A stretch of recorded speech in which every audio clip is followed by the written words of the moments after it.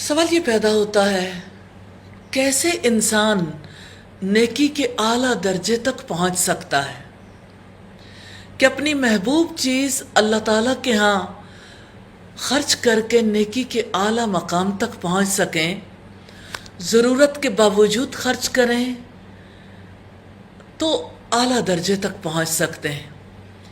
کمال درجے تک پہنچنے والوں کے بارے میں فرمایا، انہم کانوا یسارعون فی الخیرات، یقیناً وہ نیک کاموں میں جلدی کرتے تھے۔ ان کے لیے ان کا عمل، ہمارے لیے ہمارا عمل، ہاں لاہے عمل ضرور چھوڑ گئے۔ وہ نیک کاموں میں جلدی کرتے تھے، الہی ہمیں بھی سرعت کے ساتھ نیک کام کرنے کی توفیق عطا فرما دے۔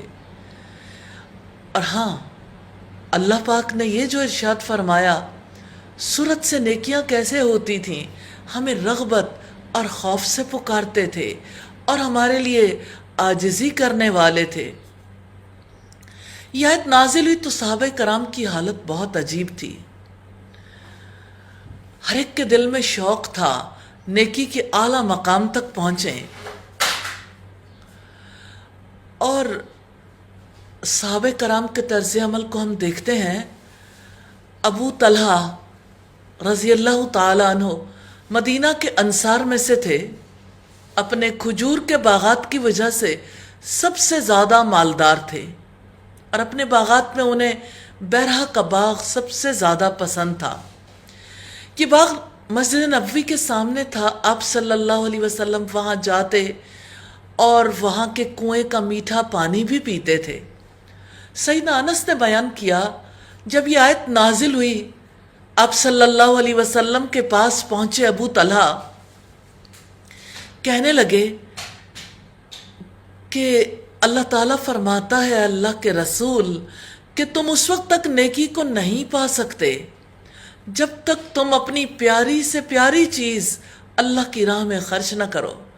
مجھے بیرہ کا باغ سب سے زیادہ پسند ہے، اس لیے میں اسے اللہ تعالیٰ کی راہ میں خیرات کرتا ہوں، اور میں اس کے ذخیرہ آخرت ہونے کی امید رکھتا ہوں۔ اللہ تعالیٰ کے حکم سے آپ جہاں مناسب خیال کریں اسے خرچ کر دیں۔ راوی نے بیان کیا کہ یہ سن کر اللہ کے رسول صلی اللہ علیہ وسلم نے فرمایا، بہت خوب، یہ تو بڑی ہی آمدنی کا مال ہے، یہ تو بڑا ہی نفع بخش ہے۔ جو بات تم نے کہی وہ میں نے سن لی، میں مناسب سمجھتا ہوں اسے اپنے قریبی رشتہ داروں پر خرچ کر دو۔ سبحان اللہ! ان کی گفتگو اور آج کے لوگوں کی گفتگو، ان کی گفتگو کیا تھی؟ بڑا ہی آمدنی کا مال ہے۔ آج نفع بخش تجارت کسے سمجھا جاتا ہے؟ جس کا نفع دنیا میں کام آئے، اور اللہ تعالیٰ کے یہاں نفع بخش تجارت وہ ہے جو آخرت میں کام آئے۔ سیدنا ابو طلحہ نے وہ مال اپنے رشتہ داروں اور اپنے چچا کے لڑکوں کو دے دیا۔ اس روایت سے پتہ چلتا ہے کہ اصحاب کس طرح سے اعلیٰ مقام تک پہنچنے کے لیے کوشش کیا کرتے تھے۔ سیدنا عمر ابن خطاب رضی اللہ تعالی عنہ نے عرض کی کہ اللہ کے رسول، مجھے خیبر میں سے جو حصہ ملا ہے اس سے بڑھ کر نفیس مال آج تک مجھے حاصل نہیں ہوا، میں نے ارادہ کیا ہے کہ میں اسے صدقہ کر دوں۔ آپ نے فرمایا، اصل اپنے پاس رکھو اور اس کے پھل اللہ تعالیٰ کے راستے میں تقسیم کر دو۔ ابن ماجہ کی روایت ہے 3397 نمبر پر۔ پھر فرمایا، تمام کھانے بنی اسرائیل کے لیے حلال تھے، مگر جو اسرائیل یعنی یعقوب علیہ السلام نے اپنی جان پر حرام کر لیے تھے اس سے پہلے کہ تورات نازل کی جاتی، آپ کہہ دیں تورات لاؤ، پھر تم اس کو پڑھو اگر تم سچے ہو۔ یہودی اعتراض کرتے تھے، ایسا کیوں ہے کہ جن کھانوں کو اللہ کے نبی یعقوب علیہ السلام اور ان کی شریعت میں وہ کھانے حرام تھے، اب مسلمانوں نے حلال کیوں کر لیے؟ ان کا اعتراض یہ تھا کہ ملت ابراہیمی پر ہیں، اونٹ کا گوشت کیوں کھاتے ہیں، اس کا دودھ کیوں پیتے ہیں؟ ان کا یہ بھی اعتراض تھا کہ پہلا قبلہ تو بیت المقدس تھا، تبدیل کیوں کیا؟ رب العزت نے واضح کر دیا، سب سے پہلا گھر جو اس روئے زمین پر بنایا گیا وہ مکہ میں واقع ہے۔ یہودیوں سے کہا گیا یقین نہیں آتا، تورات لاؤ، پڑھ کر سناؤ، بات پتہ چل جائے گی، حقیقت کھل جائے گی۔ پھر جس نے اس کے بعد بھی اللہ تعالیٰ پر جھوٹ باندھا تو وہی لوگ ظالم ہیں۔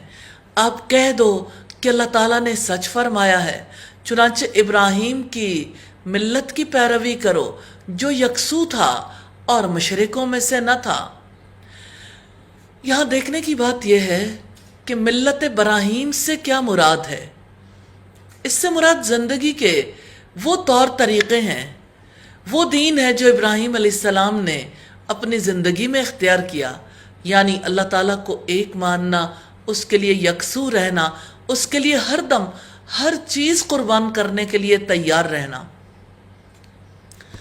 رب العزت نے فرمایا قل اننی ہدانی ربی الی صراط مستقیم، آپ کہہ دیں میرے رب نے مجھے سیدھا راستہ دکھایا ہے۔ وہ ایک مضبوط دین ہے، ملت ابراہیم ہے، جو ایک ہی طرف کے تھے، مشرکوں میں سے نہ تھے۔ یہ سورہ الانعام کی آیت نمبر 161 ہے۔ یقیناً پہلا گھر جو لوگوں کے لیے بنایا گیا وہی ہے جو مکہ میں ہے، تمام جہانوں کے لیے بابرکت اور ہدایت ہے۔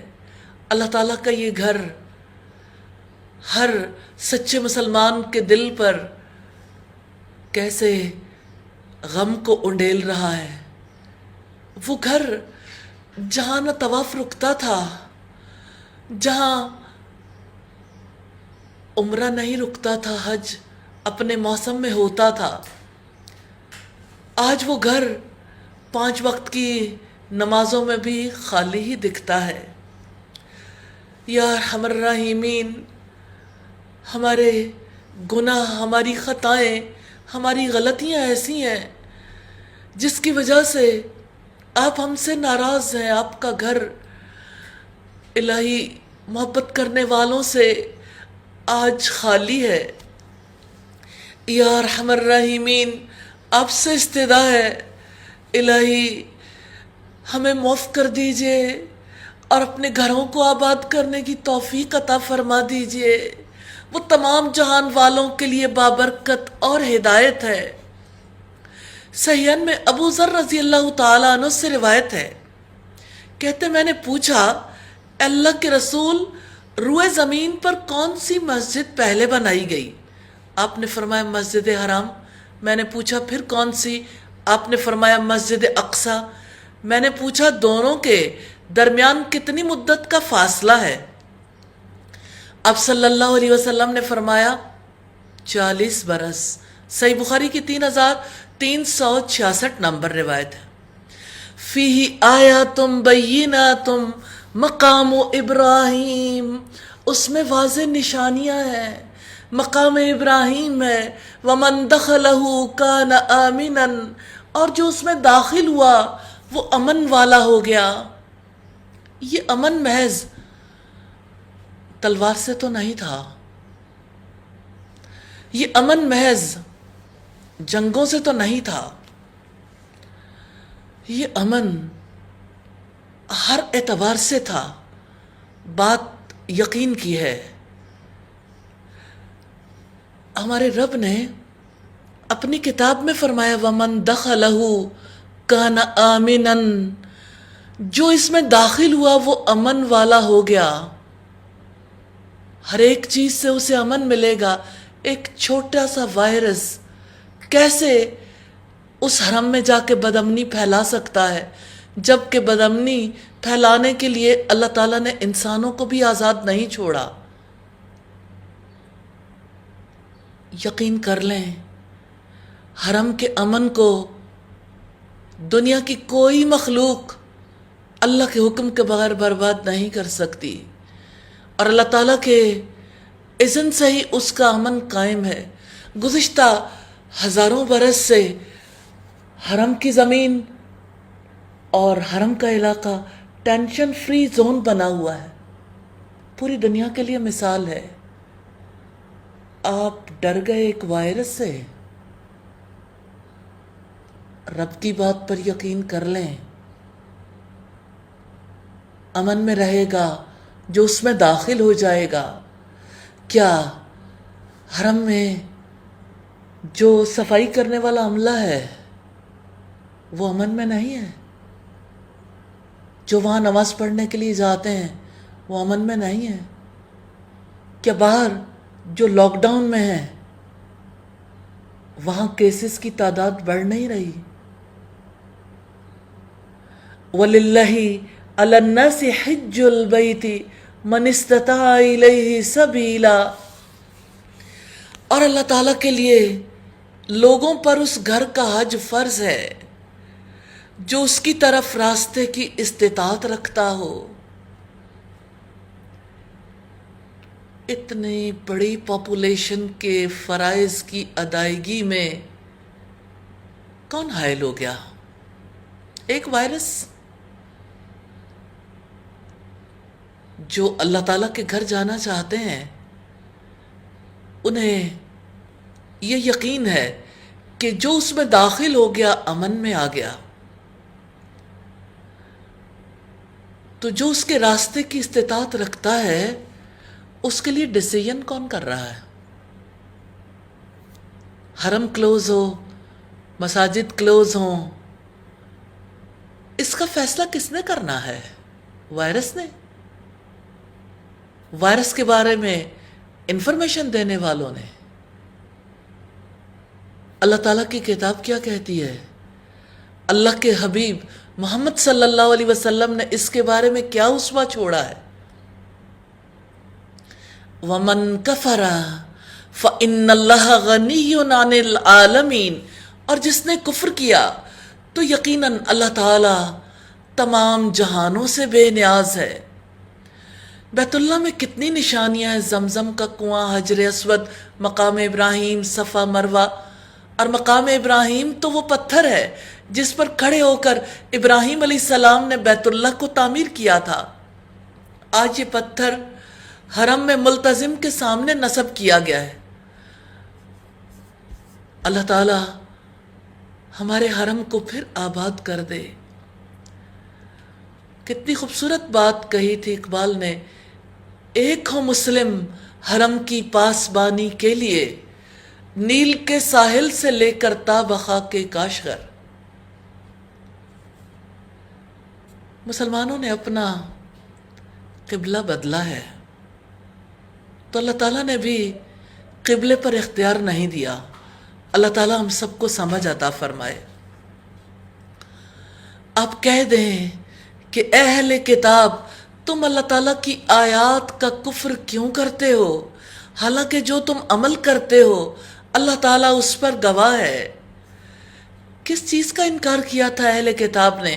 اللہ تعالیٰ کے پہلے گھر کا، اللہ تعالیٰ کے قائم کردہ حلال و حرام کا، اللہ تعالیٰ کے نبیوں کا، اس کی کتابوں کا۔ آپ کہہ دیں کہ اے اہل کتاب، تم کیوں اللہ تعالیٰ کی راہ سے روکتے ہو اس شخص کو جو ایمان لایا؟ تم اس راہ میں کجی ہو حالانکہ تم خود گواہ ہو، اور اللہ تعالیٰ اس کے بارے میں ہرگز بے خبر نہیں ہے جو تم عمل کرتے ہو۔ تو بات ہے اللہ کی راہ سے روکنے کی۔ اس سے مراد اللہ تعالیٰ کی کتاب سے روکنا، اللہ تعالیٰ کے نبی کی تعلیمات سے روکنا ہے۔ کتنی عجیب بات ہے، ایسا لگتا ہے سب سے زیادہ درد مند وہ ہیں جو مختلف چینلز پر بیٹھ کر بات چیت کرتے ہیں۔ مجھے کسی نے کہا کہ یہ بتائیں کہ جن لوگوں کو مساجد کے کھلنے پر بہت زیادہ بے اطمینانی ہے، ان میں سے کتنے لوگ مسجد سے محبت کرتے ہیں، نمازوں کی ادائیگی میں مصروف ہوتے ہیں؟ دیکھیں، اللہ تعالیٰ جانتا ہے سارے معاملات کو اور اسی نے حساب کتاب لینا ہے۔ لیکن بات یہ ہے کہ آپ مسلم ہیں، اپنے دل سے یہ سوال نہیں کریں گے؟ پوچھیں گے نہیں کہ میرے دل میں کس کا درد ہے؟ یہاں لاکھوں بچہ نشے میں مبتلا ہو گیا، آئس کا نشہ کرنے والے ہمارے ملک میں کتنی بڑی تعداد میں کتنی جلد زندگی سے ہاتھ دھو بیٹھتے ہیں۔ جب لاہور کے اسکولوں کے بچے نشے میں ڈوب رہے تھے اس وقت درد کیوں نہیں تھا؟ یہ درد امپورٹڈ ہے یا اندر سے ابھرنے والا ہے؟ اور یہ سارا درد آخر نمازیوں کے لیے ہی کیوں ہے؟ اور یہ سارا درد آخر تعلیمی اداروں میں جانے والوں کے لیے ہی کیوں ہے؟ ایک نظر ذرا اندر کے بازاروں اور پچھلے علاقوں کی طرف بھی ڈالیے، وہاں کورونا کا کوئی خطرہ نہیں ہے، سارا خطرہ مسجد میں ہے، اور دنیا بھر کے لوگ مسجد کے نمازیوں سے اچانک اتنی محبت کیسے کرنے لگ گئے؟ سوچنے کی بات ہے، اب بھی سوچئے گا، اور اللہ تعالیٰ سے ایک دعا ضرور کیجئے گا، اللہم ارنا الحق حقا، اے اللہ مجھے حق کو، سچائی کو، ٹروتھ کو سچ کر کے دکھا دے، وَأَرِنَا الْبَاطِلَ بَاطِلًا، اور ہمیں باطل کو باطل کر کے دکھا دے۔ ہاں یہ دعا بھی کیجئے گا، یہ اللہ کے رسول صلی اللہ علیہ وسلم کی سکھائی ہوئی دعا ہے، اللہم ارنا الحق حقا،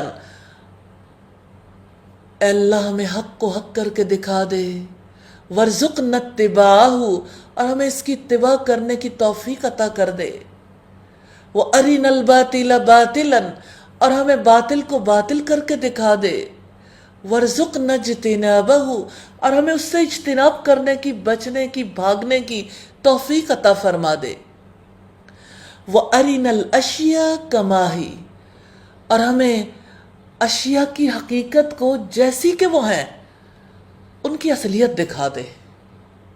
یا اللہ ہمیں آج کے اس دور میں جبکہ سچائی مشتبہ بنائی جا رہی ہے، الہی حق کو حق کر کے دکھا دے، اور الہی سب پر اپنے خاص فضل و کرم سے، رمضان کا مہینہ قریب ہے، شیاطین جکڑے جانے والے ہیں، الہی سچ کو سچ کر کے دکھا دے، ساری دنیا پر اس کی ریالٹی کو کھول دے۔ پھر فرمایا، اے لوگو جو ایمان لائے ہو، اگر تم ان لوگوں میں سے ایک گروہ کی اطاعت کرو گے جنہیں کتاب دی گئی تو وہ تمہارے ایمان کے بعد تمہیں کافر بنا کر لوٹا دیں گے، اور تم کیسے کفر کرتے ہو، وَكَيْفَ تَكْفُرُونَ وَأَنْتُمْ تُتْلَى عَلَيْكُمْ آيَاتُ اللَّهِ وَفِيكُمْ رَسُولُهُ، اور تم کیسے کفر کرتے ہو حالانکہ تمہیں اللہ تعالیٰ کی آیات پڑھ کر سنائی جا رہی ہیں اور تمہارے درمیان اس کا رسول بھی موجود ہے۔ وَمَنْ يَعْتَصِمْ بِاللَّهِ فَقَدْ هُدِيَ إِلَىٰ صِرَاطٍ مُسْتَقِيمٍ، اور جو اللہ تعالیٰ کے دین کو مضبوطی سے پکڑے گا تو یقیناً وہ سیدھے راستے کی طرف ہدایت دیا گیا۔ اور تم کیسے کفر کرتے ہو؟ کفر کرنے اور ایمان سے دور ہونے کی صورتوں میں دین کے اجزاء کو بدلنا بھی شامل ہے، دین میں اہم کو غیر اہم اور غیر اہم کو اہم بنا کر پیش کرنا بھی ہے۔ تو ہمارے درمیان اللہ کے رسول صلی اللہ علیہ وسلم ہادی، مبشر اور نذیر کے طور پر اپنی تعلیمات کے توسط سے موجود ہیں، جو اللہ تعالیٰ کے دین کو مضبوطی سے پکڑنے کی طرف رہنمائی کرتے رہے اور ہدایت اور کمال کے راستے پر چلنے کے لیے دین کو مضبوطی سے پکڑنے والوں کو بشارت دیتے ہیں۔ تو جو اللہ تعالیٰ کے دین کو مضبوطی سے پکڑے گا وہ قرآن و سنت کو مضبوطی سے پکڑے گا، الہی توفیق عطا فرما دے۔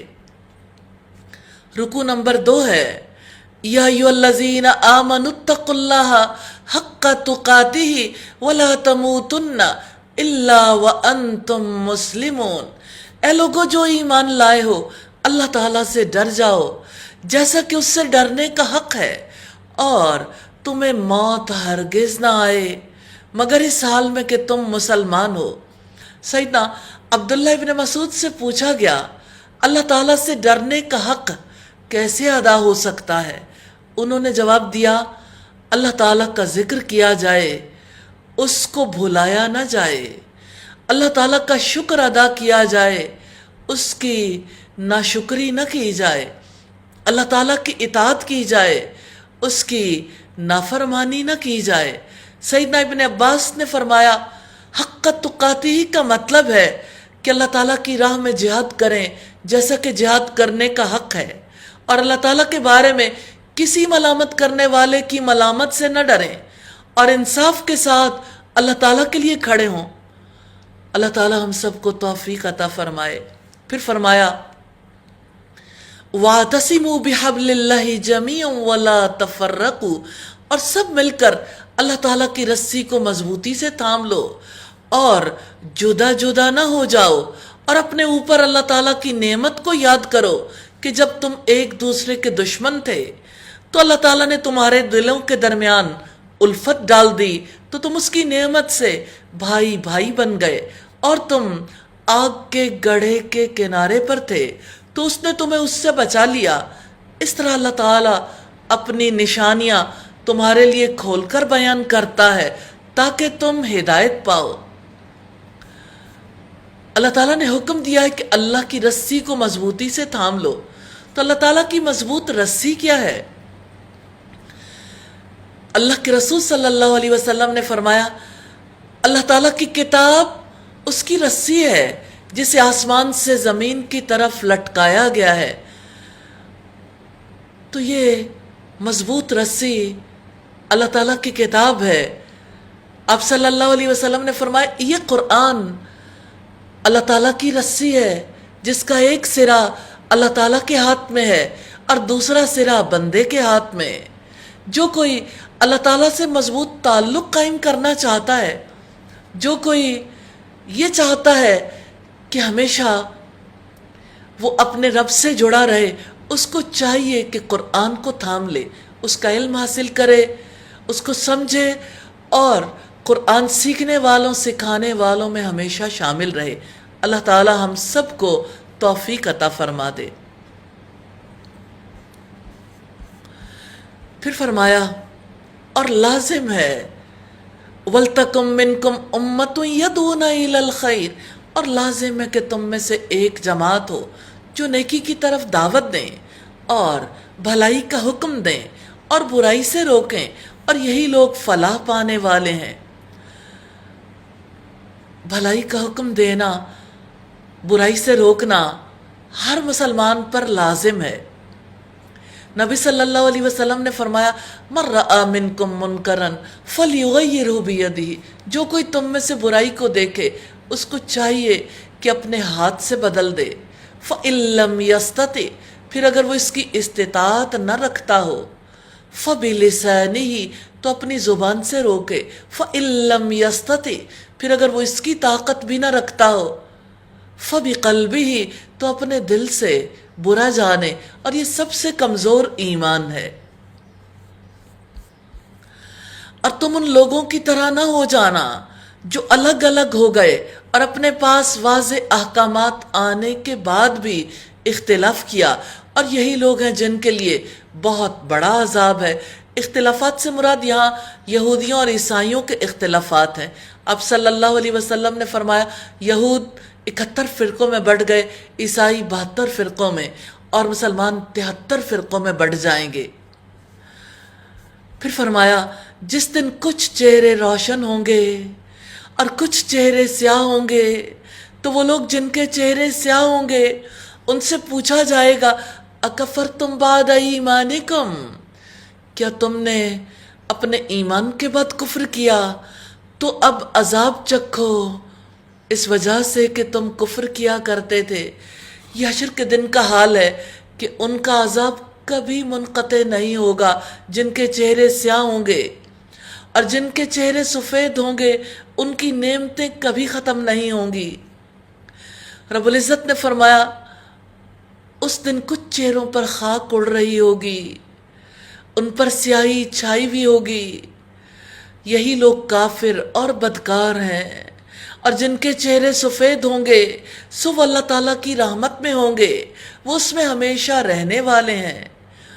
ابن عباس نے اس آیت کے بارے میں فرمایا اللہ تعالیٰ نے خبر دی ہے کہ خیر کا ثواب اور شر پر عذاب دائمی ہوگا، کبھی منقطع نہیں ہوگا۔ تفسیر ابن ابی حاتم کی روایت ہے۔ تلک آیات اللہ نتلوہا علیک بالحق، یہ اللہ تعالیٰ کی آیات ہیں جو ہم حق کے ساتھ پڑھ کر آپ کو سناتے ہیں، اور اللہ تعالیٰ تمام جہانوں کے لیے ظلم کا ارادہ نہیں رکھتا۔ یہ آیات جو ہدایت اور خیر پر مشتمل ہیں ہم حق کے ساتھ پڑھ کر آپ کو سناتے ہیں۔ جس نے ان کو قبول کیا وہ نجات پا گیا، جس نے اعراض کیا وہ ہلاک ہو گیا۔ وَلِلَّهِ مَا فِي السَّمَاوَاتِ وَمَا فِي الْأَرْضِ، اور اللہ تعالیٰ ہی کے لیے ہے جو کچھ آسمانوں میں ہے اور جو کچھ زمین میں ہے۔ وَإِلَى اللَّهِ تُرْجَعُ الْأُمُورِ، اور سارے معاملات ہی اللہ تعالیٰ کی طرف لوٹائے جاتے ہیں۔ ابن عباس نے اس آیت کے بارے میں کہا کہ اللہ تعالیٰ نے فرمایا کہ اس نے سارے آسمان بنائے، جو کچھ آسمانوں میں ہے، جو کچھ زمین میں ہے اور جو کچھ ان میں ہے، سب کو بنایا۔ ہر چیز اس ایک اللہ کی ہے۔ اللہ تعالیٰ ہر چیز کا مالک ہے، مختار ہے، جو چاہے فیصلے کر سکتا ہے۔ دنیا میں بہت سے معاملات اور بہت سے اختلافات ہیں جن کا فیصلہ نہیں ہو سکتا، قیامت کے دن اللہ تعالیٰ خود فیصلہ کریں گے۔ رکوع نمبر 3 ہے کنتم خیر امت اخرجت للناس، تم بہترین امت ہو جو لوگوں کے لیے نکالی گئی ہے۔ تم بھلائی کا حکم دیتے ہو اور برائی سے روکتے ہو، اور تم اللہ تعالیٰ پر ایمان رکھتے ہو۔ اور اگر اہل کتاب بھی ایمان لے آتے تو ضرور ان کے لیے بہتر ہوتا، ان میں سے کچھ مومن ہیں اور ان کے اکثر نافرمان ہیں۔ تو مسلمانوں کے خیر امت یعنی بہترین امت ہونے کا سبب ایمان باللہ ہے، امر بالمعروف نہی عن المنکر ہے۔ امت بھی انہی خصوصیات کی حامل ہوگی تو خیر امت کہلائے گی۔ تو جو بھی امر بالمعروف اور نہی عن المنکر کا کام نہیں کرے گا، نیکی کا حکم نہیں دے گا، برائی سے نہیں روکے گا، برائی کو ٹالریٹ کرنا سیکھ جائے گا اہل کتاب سے، تو وہ بھی اہل کتاب کی طرح ہوگا۔ کیونکہ سورہ المائدہ میں رب العزت نے فرمایا کانوا لا یتناہون عن منکر فعلوہ لبئس ما کانوا یفعلون، وہ ایک دوسرے کو برائی سے نہیں روکتے تھے جس کو وہ کر لیتے تھے، یقیناً بہت برا ہے جو وہ کر رہے تھے۔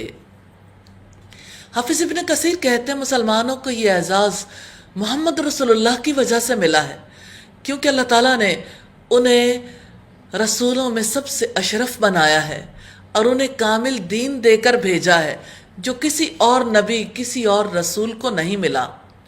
ان کے دین پر پابند رہنے سے تھوڑا عمل بھی دوسرے مذاہب والوں کے اعمال کثیر سے زیادہ افضل ہے۔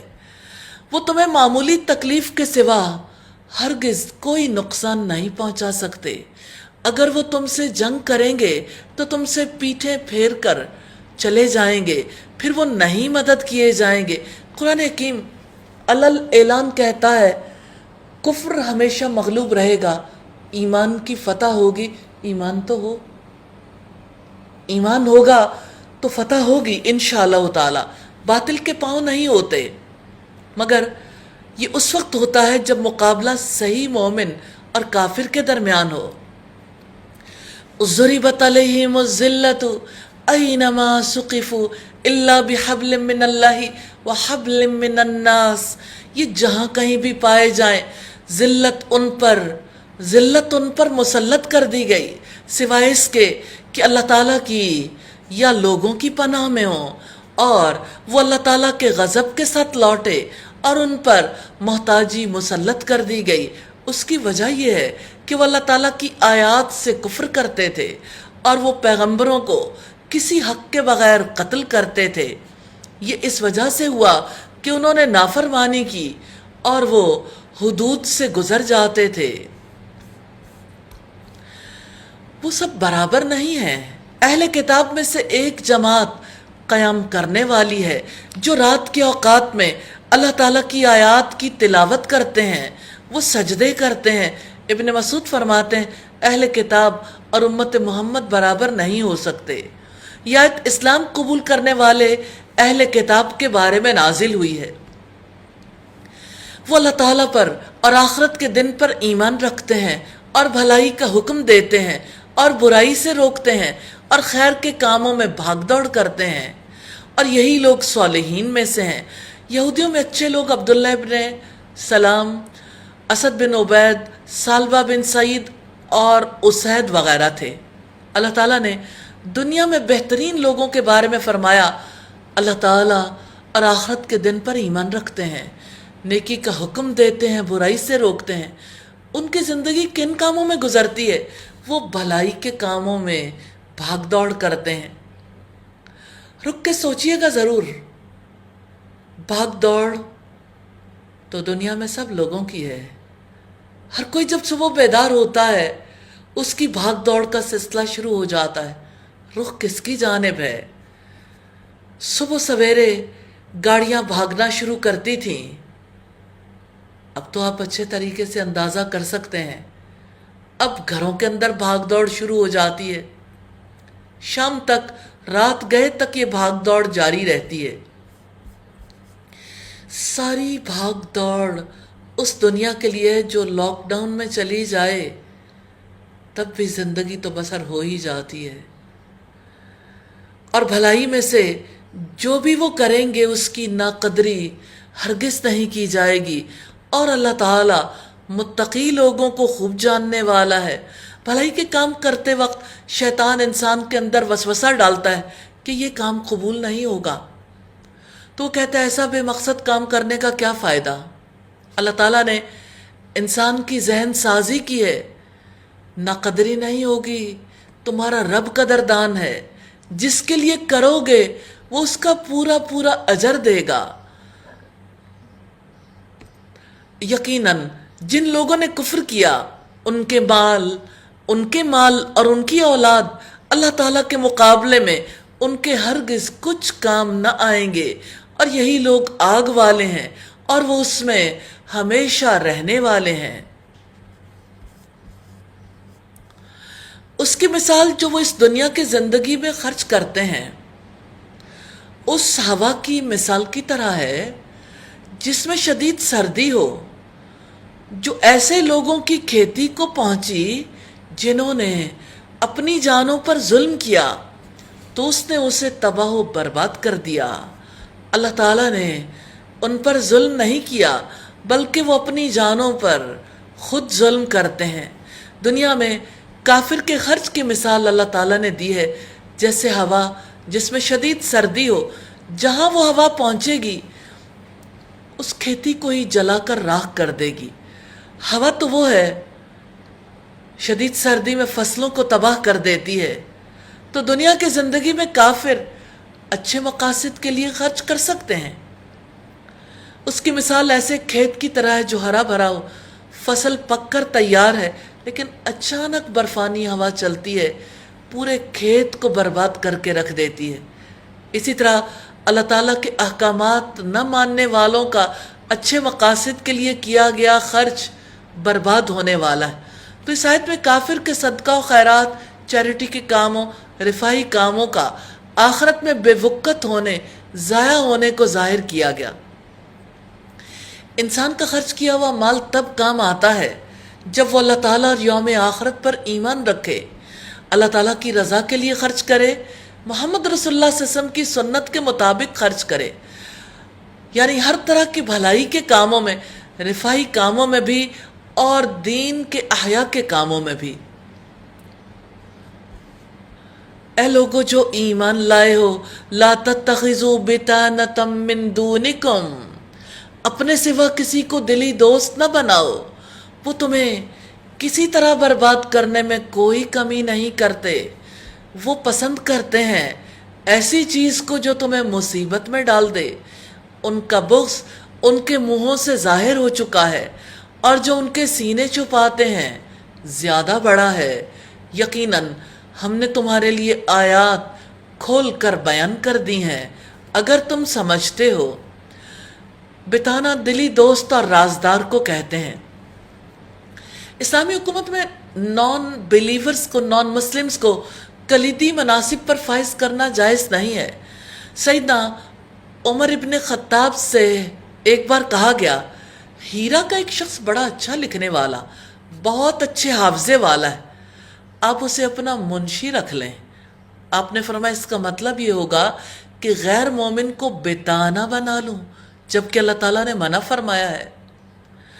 دیکھو تم لوگ ہی ان سے محبت کرتے ہو، وَلَا يُحِبُّونَكُمْ، اور وہ تم سے محبت نہیں کرتے، حالانکہ تم ساری کتابوں پر ایمان رکھتے ہو، اور جب وہ تم سے ملتے ہیں تو کہتے ہیں کہ ہم ایمان لائے ہیں، اور جب اکیلے ہوتے ہیں تو تم پر غصے سے انگلیاں چباتے ہیں۔ قُلْ مُوتُوا بِغَيْظِكُمْ، آپ کہہ دیں اپنے غصے سے ہی تم مر جاؤ۔ بلا شبہ اللہ تعالیٰ دلوں کی باتوں کو خوب جاننے والا ہے، وہ علیم بذات الصدور ہے۔ تم ان کے لیے اسلام چاہتے ہو اور وہ بہترین چیز ہے، اور وہ تمہارے لیے کفر چاہتے ہیں اور وہ ہلاکت تک پہنچانے والا ہے۔ اگر تمہیں کوئی بھلائی پہنچے تو انہیں بری لگتی ہے، اور اگر تمہیں کوئی مصیبت پہنچے تو وہ اس پر خوش ہوتے ہیں، اور اگر تم صبر کرو اور اللہ تعالیٰ سے ڈرو تو ان کی خفیہ تدبیر تمہیں کچھ بھی نقصان نہیں پہنچائے گی۔ یقیناً جو وہ عمل کرتے ہیں اللہ تعالیٰ اس کا احاطہ کرنے والا ہے۔ رکوع نمبر 4 ہے، اور یہاں سے رسول اللہ صلی اللہ علیہ وسلم کے غزوے کے حالات شروع ہوتے ہیں، اور آپ صلی اللہ علیہ وسلم کی ایک نئی تصویر ہے آپ کے سامنے۔ سپہ سالار کی حیثیت میں آپ صلی اللہ علیہ وسلم نے کتنا خوبصورت اسوہ چھوڑا ہے۔ وَإِذْ غَدَوْتَ مِنْ أَهْلِكَ تُبَوِّئُ الْمُؤْمِنِينَ مَقَاعِدَ لِلْقِتَالِ، اور جب آپ صبح کے وقت اپنے گھروں سے نکل کر مومنوں کو جنگ کے مورچوں پر متعین کر رہے تھے، اور اللہ تعالیٰ سب کچھ سننے والا، سب کچھ جاننے والا ہے۔ سیدنا برا بن عازب سے سنا گیا، بیان کرتے تھے کہ رسول اللہ صلی اللہ علیہ وسلم نے غزوہ احد کے موقع پر تیر اندازوں کے 50 آدمیوں کا آفیسر سیدنا عبداللہ ابن جبیر کو بنایا تھا۔ آپ نے انہیں تاکید کی تھی، اگر تم یہ بھی دیکھ لو کہ پرندے ہم پر ٹوٹ پڑے ہیں پھر بھی اپنی جگہ سے مت ہٹنا جب تک میں تمہیں کہلا نہ بھیجوں۔ اس طرح اگر تم یہ دیکھو کہ کفار کو ہم نے شکست دے دی ہے، انہیں پامال کر دیے، پھر بھی نہ ہٹنا جب تک کہ میں تمہیں خود نہ بلا بھیجوں۔ صحیح بخاری کی 3039 نمبر روایت۔ اب جانتے ہیں مسلمانوں کے ساتھ کیا واقعہ پیش آیا تھا غزوہ احد کے موقع پر، اور اللہ تعالیٰ نے یہاں صبح کی سرگرمی کو بیان کیا کہ جب آپ مومنوں کو جنگ کے مورچوں پر متعین کر رہے تھے، اس وقت جو ہدایات لوگوں کو دے رہے تھے، عظیم سپہ سالار کی بات، ان کی ایکٹیویٹی کو اللہ تعالیٰ نے ساری انسانیت کے سامنے رکھا ہے۔ غزوہ احد شوال 3 ہجری میں پیش آیا تھا، جس میں مشرکین کی تعداد 3000 اور مسلمانوں کی تعداد 1000 تھی۔ غزوہ بدر میں مشرکین نے شکست کھائی تھی، انتقام چین نہیں لینے دے رہا تھا، اس لیے ایک اور جنگ کا فیصلہ کیا گیا کہ احد کے مقام پر لڑی جائے گی۔ جنگ کے لیے 1000 اونٹ اور 50,000 دینار کی رقم جمع کی گئی۔ اس جنگ کے لیے 2 شعلہ بیان شعراء کی خدمات حاصل کی گئیں جو بدوی قبائل کو بھڑکاتے تھے، اور یہی جنگ تھی عبداللہ ابن ابی اپنے 300 ساتھیوں کو لے کر مسلمانوں سے الگ ہو گیا تھا۔ تو اس صورتحال میں آپ صلی اللہ علیہ وسلم انتہائی اعتماد کے ساتھ سب کو جنگ کے مورچوں پر متعین کر رہے تھے۔ اِذْ هَمَّتْ طَائِفَتَانِ مِنْكُمْ أَن تَفْشَلَا، جب تم میں سے دو جماعتیں ارادہ کر چکی تھیں کہ ہمت ہار جائیں۔ یہ بنو حارثہ اور بنو سلمہ تھے۔ واللہ ولیہما، حالانکہ اللہ تعالیٰ ان دونوں کا مددگار تھا۔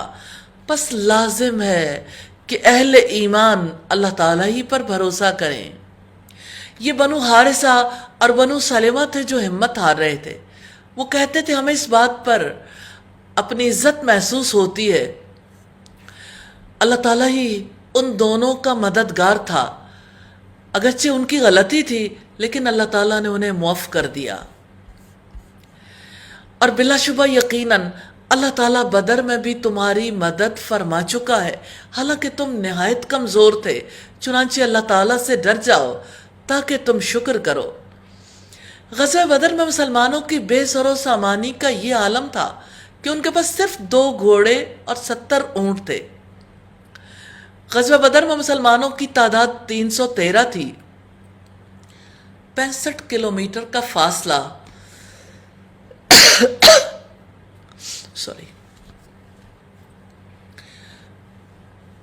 65 کلومیٹر کا فاصلہ 313 لوگوں نے 2 گھوڑوں اور 70 اونٹوں پر کس طرح کیا ہوگا؟ اتنی بے سر و سامانی میں ان کے پاس جو چیز تھی وہ کافروں کے پاس نہیں تھی، وہ اللہ تعالیٰ کی ذات پر یقین اور اللہ تعالیٰ پر اعتماد تھا۔ حقیقت یہ ہے کہ زندگی میں یہ سب سے بڑا سرمایہ ہے، ایمان اور یقین سب سے بڑی دولت ہے۔ جب آپ مومنوں سے کہہ رہے تھے کہ کیا تمہیں یہ کافی نہیں ہے کہ تمہارا رب 3000 نازل کردہ فرشتوں کے ساتھ تمہاری مدد فرمائے؟ کیوں نہیں؟ اگر تم صبر کرو اور اللہ تعالیٰ سے ڈرو اور دشمن تم پر اپنے سخت جوش میں آ پہنچے تو تمہارا رب 5000 نشان زدہ فرشتوں سے تمہاری مدد کرے گا، اور اس کو اللہ تعالیٰ نے تمہارے لیے محض خوشخبری بنایا ہے، اور تاکہ تمہارے دل اس سے مطمئن ہو جائیں، اور مدد صرف اللہ تعالیٰ کی طرف سے ہے جو سب پر غالب کمال حکمت والا ہے۔ ابن عباس نے کہا فرشتوں نے یوم بدر کے سوا نہ دشمنوں پر ضرب لگائی نہ جنگ کی، وہ مدد اور تعداد میں اضافے کے لیے آئے تھے تاکہ اللہ تعالیٰ کافروں کے ایک حصے کو کاٹ دے یا ان کو ذلیل کر دے، پھر وہ نامراد واپس لوٹ جائیں۔ آپ کو اس معاملے میں کوئی اختیار نہیں، خواہ اللہ تعالیٰ ان کی توبہ قبول فرمائے یا ان کو عذاب دے۔ خطاب ہے اللہ کے رسول صلی اللہ علیہ وسلم سے کہ ہدایت کا اختیار آپ کے پاس نہیں۔ غزوہ احد میں نبی صلی اللہ علیہ وسلم کے دانت شہید ہوئے تو آپ نے فرمایا وہ قوم کیسے فلاح پائے گی جس نے اپنے نبی کے چہرے کو خون آلودہ کر دیا۔ اس پر اللہ تعالیٰ نے گرفت کی کہ ہدایت دینے والا تو اللہ تعالیٰ ہے، یہ اختیار اللہ تعالیٰ نے کسی کے ہاتھ میں نہیں دیا۔ اِنَّكَ لَا تَهْدِي مَنْ أَحْبَبْتَ، تم اس کو ہدایت نہیں دے سکتے جس سے تم محبت کرتے ہو، وَلَكِنَّ اللَّهَ يَهْدِي مَن يَشَاءُ، لیکن اللہ تعالیٰ جس کو چاہتا ہے ہدایت دیتا ہے۔ وَلِلَّهِ مَا فِي السَّمَاوَاتِ وَمَا فِي الْأَرْضِ، اور اللہ تعالیٰ ہی کا ہے جو کچھ آسمانوں میں ہے اور جو زمین میں ہے، وہ جس کو چاہتا ہے بخش دیتا ہے اور جس کو چاہتا ہے عذاب دیتا ہے، اور اللہ تعالیٰ بے حد بخشنے والا نہایت رحم والا ہے۔ اللہ تعالیٰ نے واضح فرمایا ہے آسمان ہو یا زمین، ہر جگہ ملکیت اس کی، تخلیق بھی اس کی، ملکیت بھی اس کی، بندے بھی اسی کے، وہ جیسے چاہے تصرف کرے، جیسے چاہے فیصلے کر دے۔ رکوع نمبر 5 ہے یا ایھا الذین آمنوا لا تأکلوا الربا اضعافا مضاعفا واتقوا اللہ لعلکم تفلحون، اے لوگو جو ایمان لائے ہو کئی گنا سود نہ کھاؤ جو دگنے کیے ہوئے ہوں، اور اللہ تعالیٰ سے ڈرو تاکہ تم کامیاب ہو جاؤ۔ اس آیت کے شان نزول کے حوالے سے فریابی نے مجاہد رحمہ اللہ سے روایت کی ہے کہ لوگ وقت مقرر پر ادھار چیزوں کو فروخت کیا کرتے تھے، یہ مدت پوری ہونے کے بعد قرض میں اضافہ کر دیتے تھے، اس پر اللہ تعالیٰ نے یہ آیت نازل فرمائی۔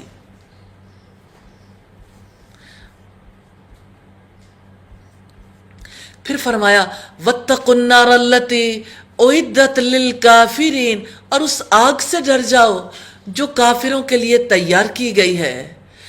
امام ابو حنیفہ سے مروی ہے، وہ کہتے تھے کہ قرآن کریم میں یہ آیت سب سے زیادہ خوف دلانے والی ہے کہ اگر مسلمانوں نے تقوی کی راہ اختیار نہ کی تو اس آگ کا سامنا کرنا پڑے گا جو کافروں کے لیے تیار کی گئی ہے۔ اس آیت میں کافر اسے قرار دیا گیا ہے جو حرام فعل یعنی سود خوری کا ارتکاب کرتا ہے۔ سود خوری آدمی کو کفر تک لے جا سکتی ہے۔ وَأَطِیعُوا اللَّهَ وَالرَّسُولَ لَعَلَّکُمْ تُرْحَمُونَ، اور اللہ تعالیٰ اور اس کے رسول کی اطاعت کرو تاکہ تم پر رحم کیا جائے۔ لوگ گناہ کرتے ہیں اور کہتے ہیں اللہ غفور و رحیم ہے، اللہ تعالیٰ بخش دے گا۔ اللہ تعالیٰ نے اپنی رحمت کی خاص بات بتا دی کہ اللہ تعالیٰ اور اس کے رسول کی اطاعت کرو تاکہ تم پر رحم کیا جائے۔ ایک مسلمان نے اللہ تعالیٰ اور رسول کی اطاعت تو ہر حال میں کرنی ہے، لیکن سودی کاروبار سے روکنے کے بعد اس رحمت کے ذکر میں حکمت ہے۔ کسی ایسے معاشرے میں جہاں سودی کاروبار ہو، اللہ تعالیٰ اور اس کے رسول کی اطاعت ممکن نہیں رہتی۔ سود کھانے والے کے دل میں اللہ تعالیٰ کی اطاعت کا جذبہ ہی باقی نہیں رہتا۔ سودی کاروبار سے روکنے کے لیے یہ واضح کیا گیا کہ اللہ تعالیٰ تم پر اپنی رحمت کر سکتا ہے اگر تم اطاعت کے طریقے پر آ جاؤ۔ اللہ تعالیٰ اور اس کے رسول کی اطاعت کی صورت میں ہی انسان پر رحم کیا جا سکتا ہے۔ پھر فرمایا وَسَارِعُوا إِلَى مَغْفِرَةٍ مِّن رَّبِّكُمْ وَجَنَّةٍ عَرْضُهَا السَّمَاوَاتُ وَالْأَرْضُ، اور اپنے رب کی مغفرت اور جنت کی طرف دوڑو جس کی وسعت آسمانوں اور زمین جتنی ہے، جو اللہ تعالیٰ سے ڈرنے والوں کے لیے تیار کی گئی ہے۔ لوگ کس جانب دوڑتے ہیں؟ دنیا کی طرف، اور دنیا سے تو اللہ تعالیٰ نے دوبارہ گھر بیٹھا دیا لاک ڈاؤن میں۔ تو اللہ تعالیٰ نے جنت کی طرف دوڑنے کا حکم دیا ہے جس کی وسعت آسمانوں اور زمین جتنی ہے، اللہ تعالیٰ سے ڈرنے والوں کے لیے تیار کی گئی ہے۔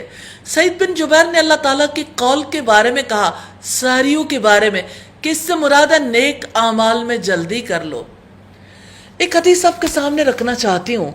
سیدنا ابو ہریرہ فرماتے ہیں اللہ کے رسول صلی اللہ علیہ وسلم نے فرمایا، تاریک رات کے ٹکڑوں کی طرح فتنوں کے واقع ہونے سے پہلے پہلے نیک اعمال کی جلدی کر لو۔ صبح کا آدمی ایماندار ہوگا، شام کو کافر ہو جائے گا، شام کو ایماندار ہوگا، صبح کو کافر ہو جائے گا۔ لوگ دین اور دنیا کے سامان کی خاطر دین کو دنیا کے سامان کی خاطر فروخت کر دیں گے۔ تو بات ہے رب کی مغفرت اور جنت کی طرف بھاگ دوڑ کرنے کی۔ مسند احمد میں ایک ہرقل نے نبی صلی اللہ علیہ وسلم کی خدمت میں اعتراض کے طور پر ایک سوال لکھ بھیجا کہ آپ مجھے جنت کی دعوت دے رہے ہیں جس کی چوڑائی آسمان اور زمین کے برابر ہے، تو یہ فرمائیے کہ پھر جہنم کہاں گئی؟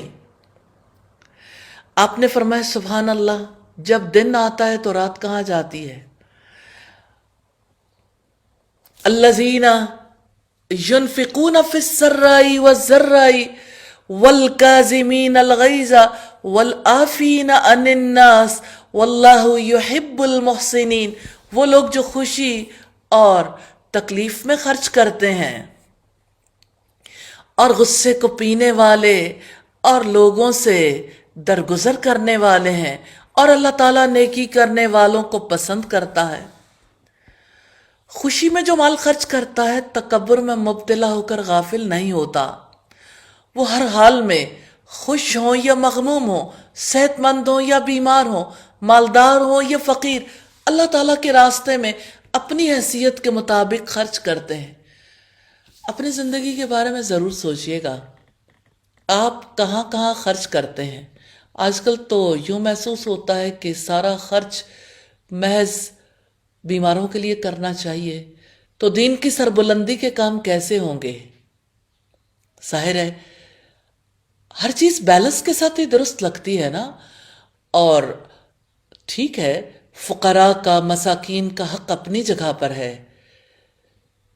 لیکن فقراء اور مساکین اگر اپنے پیٹ کو پال لیں، زندہ رہنے کے قابل ہو جائیں، یہ بتائیں زندہ کس کے لیے رہنا ہے؟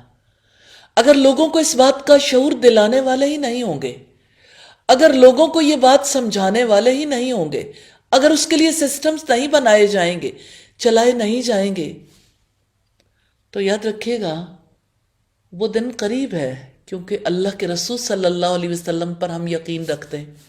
جب قرآن کی آیات مٹ جائیں گی دلوں سے اور مصحف سے اٹھا لی جائیں گی، اور لوگ جب صبح اٹھیں گے تو لا الہ الا اللہ کو بھی بھول چکے ہوں گے۔ اللہ کی راہ میں خرچ کرنا ہے، اور اللہ تعالیٰ کے دین کی حفاظت کے لیے پہلے خرچ کرنا ہے انشاءاللہ۔ اور غصے کو پینے والے اور لوگوں سے درگزر کرنے والے ہیں، اور اللہ تعالیٰ نیکی کرنے والوں کو پسند کرتا ہے۔ سیدنا ابو ذر سے روایت ہے، رسول اللہ نے ارشاد فرمایا، جب تم میں سے کسی کو غصہ آئے وہ کھڑا ہو تو بیٹھ جائے، اس طرح غصہ چلا جائے تو بہتر ہے، ورنہ لیٹ جائے۔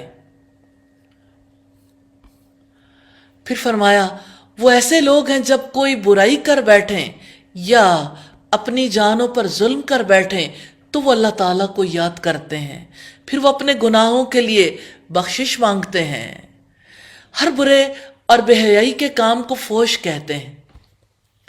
انسان کی گفتگو میں بھی فحش ہو سکتا ہے، فحش بینی بھی ہو سکتی ہے، جس کو اب مسلمان برا خیال نہیں کرتے، اپنی انتہا تک پہنچ جانے کے باوجود بھی۔ میل ملاقات میں بھی بے حیائی کے کام ہو سکتے ہیں، اللہ کی حدود کا خیال نہ رکھنا، لباس میں حیا کے تقاضوں کا خیال نہ رکھنا۔ اور آپ سوچئے، میں ان ڈیزائنر سے سوال کرنا چاہتی ہوں جنہوں نے پہلے دوپٹہ اڑایا، بازو اڑائے، جنہوں نے مسلمان عورت کی ٹانگوں کو لوگوں کے سامنے نمایاں کرنے کے لیے، اس کے گلے کو نمایاں کرنے کے لیے کلیدی کردار ادا کیا ہے۔ سوچیں، غور کریں گے تو بہت کچھ پالیں گے۔ کل تک تو شریف عورتوں کی پہچان فرق تھی، شرافت تو یہ نہیں ہے، لیکن جو عورتیں شرافت کا لبادہ اتار دیتی تھیں ان کے لیے ریڈ لائٹ ایریاز الگ ہوتے تھے۔ ڈیزائنرز کو سوچنا ہے، ہم نے یہ کون سا کردار ادا کر دیا؟ ہم نے اپنے رب کو کیا جواب دینا ہے؟ پھر اب دیکھیے، وہ لوگ جو مسخرہ پن اختیار کرتے ہیں کہ ہم انٹرٹینمنٹ کے لیے کرتے ہیں، ہم تو لوگوں کو خوش کرتے ہیں، اللہ کو ناراض کر کے جائیں گے کہاں؟ عمر بیت جائے گی، جانا رب کے پاس ہے، جواب دہی بھی کرنی ہے۔ سیدنا انس سے روایت ہے، رسول اللہ نے فرمایا، جس چیز میں بےہودگی ہوگی اسے عیب دار کر دے گی، اور جس چیز میں حیا ہوگی اسے وہ خوبصورت بنا دے گی۔ الہی حیا والی زندگی نصیب کرنا ہر مسلمان عورت کو، ہر مسلمان بچی کو، اور الہی ماں باپ کو توفیق دینا کہ وہ اپنے بچوں کو حیا سکھا سکیں۔ اور وہ لوگ جو اس وقت گھروں میں بچوں کے ساتھ موجود ہیں، اتنا وقت تو بچوں کے ساتھ ملتا ہی نہیں تھا، کیونکہ بچے تو اسکول والوں کے ہاتھوں اغوا ہوتے رہتے تھے۔ وہ اسکول ہوتے تھے تب بھی اسکول والوں کے دیے ہوئے کام کرتے تھے، جب واپس آتے تھے تب بھی وہی کام کرتے تھے۔ اب ذرا جائزہ تو لیجئے، جو بچے گھر میں ہیں ان کے ساتھ بنی کیا، انہوں نے سیکھا کیا؟ وہ انسان بھی ہیں، شکل و صورت سے تو انسان ہی لگتے ہیں. کیا وہ واقعی اچھا خلق سیکھ چکے؟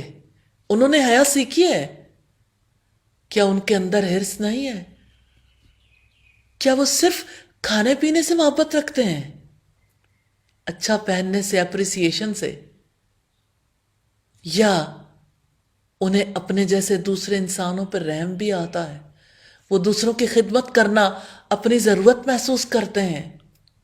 کیا وہ سچ بولتے ہیں یا سچ کا انہیں پتہ ہی نہیں ہے؟ جھوٹ اور سچ میں وہ تمیز ہی نہیں کر سکتے. کیا ان کا لباس یہ بتاتا ہے کہ انہوں نے حیا سیکھی ہے؟ اپنے رب سے معافی مانگ لیں. یہ شکل و صورت میں ہماری طرح کے بچے ہیں، لیکن ان کی سیرت، ان کا کردار محمد رسول اللہ جیسا نہیں ہے، اور جن کا آج نہیں ہے وہ کل کیسے ہوگا؟ تو خود بھی اللہ تعالیٰ کی بتائی ہوئی صفات پر عمل کرنا ہے اور اپنے بچوں کو بھی سکھانا ہے. پھر فرمایا یہی لوگ ہیں جن کا بدلہ ان کے رب کی طرف سے مغفرت اور جنتیں ہیں جن کے نیچے سے نہریں جاری ہیں، ان میں وہ ہمیشہ رہنے والے ہیں، اور کیسا اچھا بدلہ ہے عمل کرنے والوں کا. مقاتل بن حیان کا قول ہے اجر العاملین، اللہ تعالیٰ کی اطاعت کرنے والوں کا بدلہ جنت ہے. یہ فتح القدیر کی روایت ہے. قد خلت من قبلکم سنن فسیروا فی الارض فانظروا کیف کان عاقبۃ المکذبین. تم سے پہلے بھی بہت سے طریقے گزر چکے ہیں، سو تم زمین میں چل کر دیکھو کہ جھٹلانے والوں کا کیسا انجام ہوا. قد خلت من قبلکم سنن، حضرت مجاہد کہتے ہیں اس سے مراد کافروں اور مومنوں اور خیر و شر کے طریقے ہیں. ھذا بیان للناس، یہ لوگوں کے لیے بیان ہے اور اللہ تعالیٰ سے ڈرنے والوں کے لیے ہدایت اور نصیحت ہے. پھر فرمایا وَلَا تَهِنُوا وَلَا تَحْزَنُوا، اور نہ تم ہمت ہارو اور نہ تم غم کرو، اور تم ہی غالب رہو گے اگر تم مومن ہو. سیدنا صوبان بیان کرتے ہیں اللہ کے رسول صلی اللہ علیہ وسلم نے ارشاد فرمایا آدمی اپنے گناہوں کی وجہ سے رزق سے محروم ہو جاتا ہے. اسی مسند احمد میں مروی ہے اللہ کے رسول نے ارشاد فرمایا ڈر ہے کہ دنیا کی قومیں تم پر ہر طرف سے ٹوٹ پڑیں گی، جس طرح کہ بھوکے کھانے کے پیالے پر ٹوٹ پڑتے ہیں. صحابہ نے عرض کیا اے اللہ کے رسول کیا اس وقت ہماری تعداد کم ہوگی؟ آپ نے فرمایا اس وقت تمہاری کثرت ہوگی، لیکن تمہاری حالت اس وقت سیلاب کے خس و خاشاک جیسی ہوگی. تمہارے دشمنوں کے دلوں سے تمہارا روب اٹھ جائے گا اور تمہارے دلوں میں بزدلی پیدا ہو جائے گی. صحابہ نے عرض کیا اللہ کے رسول بزدلی کیا ہے؟ آپ نے فرمایا زندگی سے محبت اور موت کا ڈر. آج ساری دنیا پہ یہ ثابت ہو گیا، سب موت سے اتنا ڈرتے ہیں کہ اپنے پیاروں کے قریب بھی نہیں جانا چاہتے. جس کو یہ پتا چل جائے اسے کرونا وائرس کا اٹیک ہو گیا ہے، ایسے اس سے دور بھاگتے ہیں جیسے کوڑی سے دور بھاگتے ہوں. کیا انفلوئنزا اور نمونیا پہلے کبھی کسی کو نہیں ہوا؟ اور آپ دیکھیے کہ ثابت ہوا، ابھی فیصل عیدی ملا تھا ہمارے پرائم منسٹر سے، ہاتھ بھی ملایا، اسے کرونا تھا. پھر ہمارے پرائم منسٹر کا ٹیسٹ نیگیٹو آ گیا. پھر کیا پتہ چلتا ہے؟ شاید ہاتھ نہیں ملایا، لیکن بہرحال قریب رہنے والے سانسوں سے بھی یہ جرمز، یہ وائرس پہنچتا ہے. تو آپ جانتے ہیں کہ حکومتی سطح پر کام کرنے والے افراد سب اکٹھے بیٹھے ہیں، اور آپ یہ دیکھیے کہ کتنے بڑے پیمانوں پہ لوگوں کا میل جول جاری ہے. یہ واقعی کرونا ہے یا کچھ اور ہے؟ سوچتے رہیے گا۔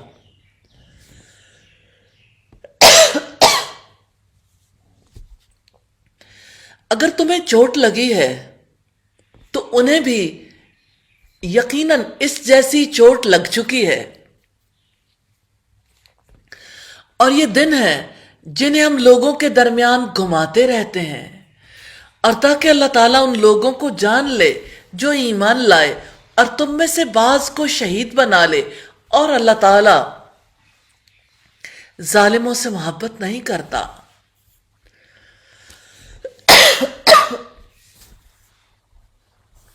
اللہ تعالیٰ چاہتے تھے کہ مومنوں میں سے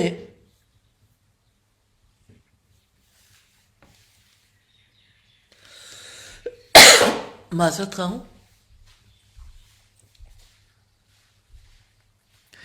اللہ تعالیٰ چاہتے تھے کہ مومنوں میں سے بھی لوگوں کو شہادت کا درجہ عطا فرمائے۔ میں ایک عجیب شہید کی بات آپ سے کرنا چاہتی ہوں۔ اللہ تعالیٰ کے راستے میں مارے جانے والوں میں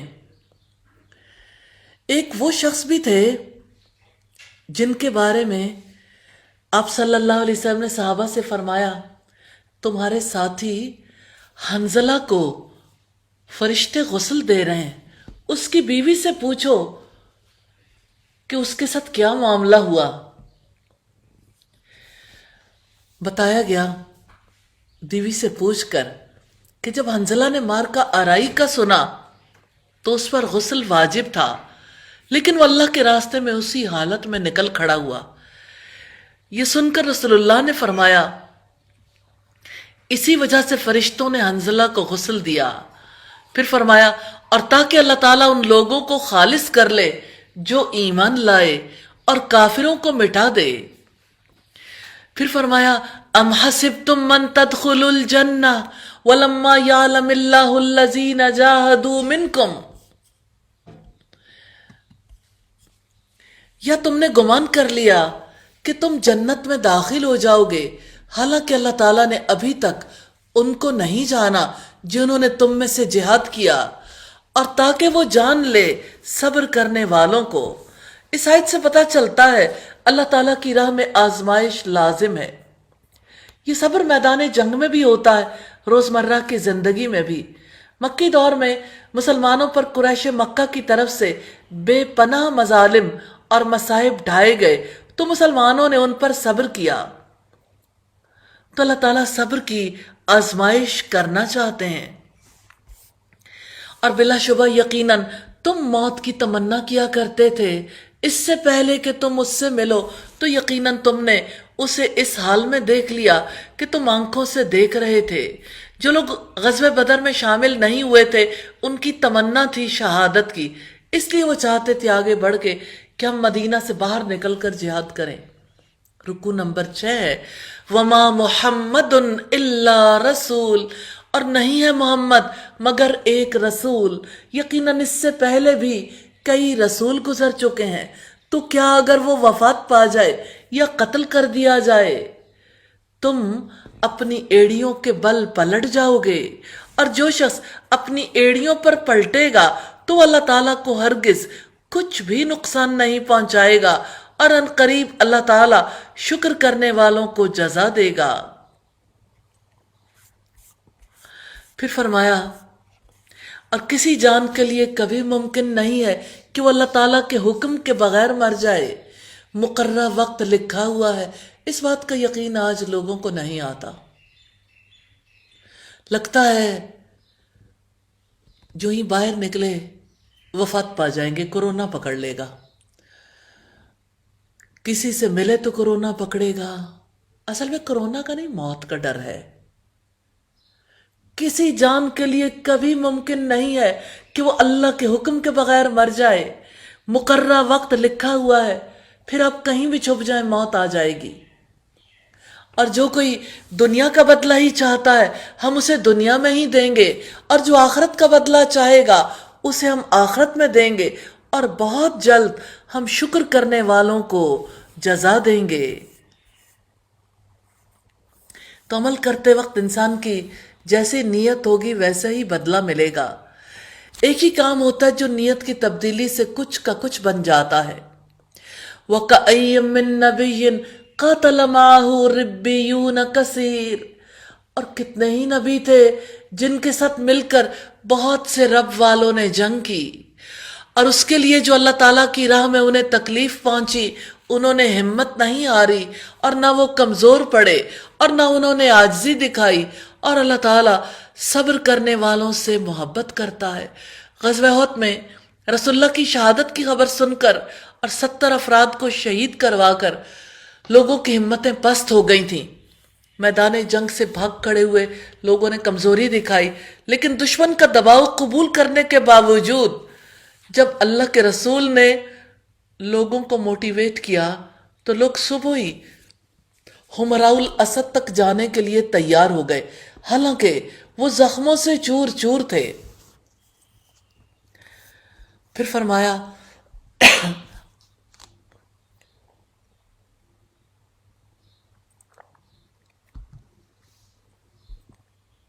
اور ان کی دعا اس کے سوا کچھ نہ تھی کہ انہوں نے کہا، اب بھی کہیے، ربنا اغفر لنا ذنوبنا واسرافنا فی امرنا وثبت اقدامنا وانصرنا علی القوم الکافرین۔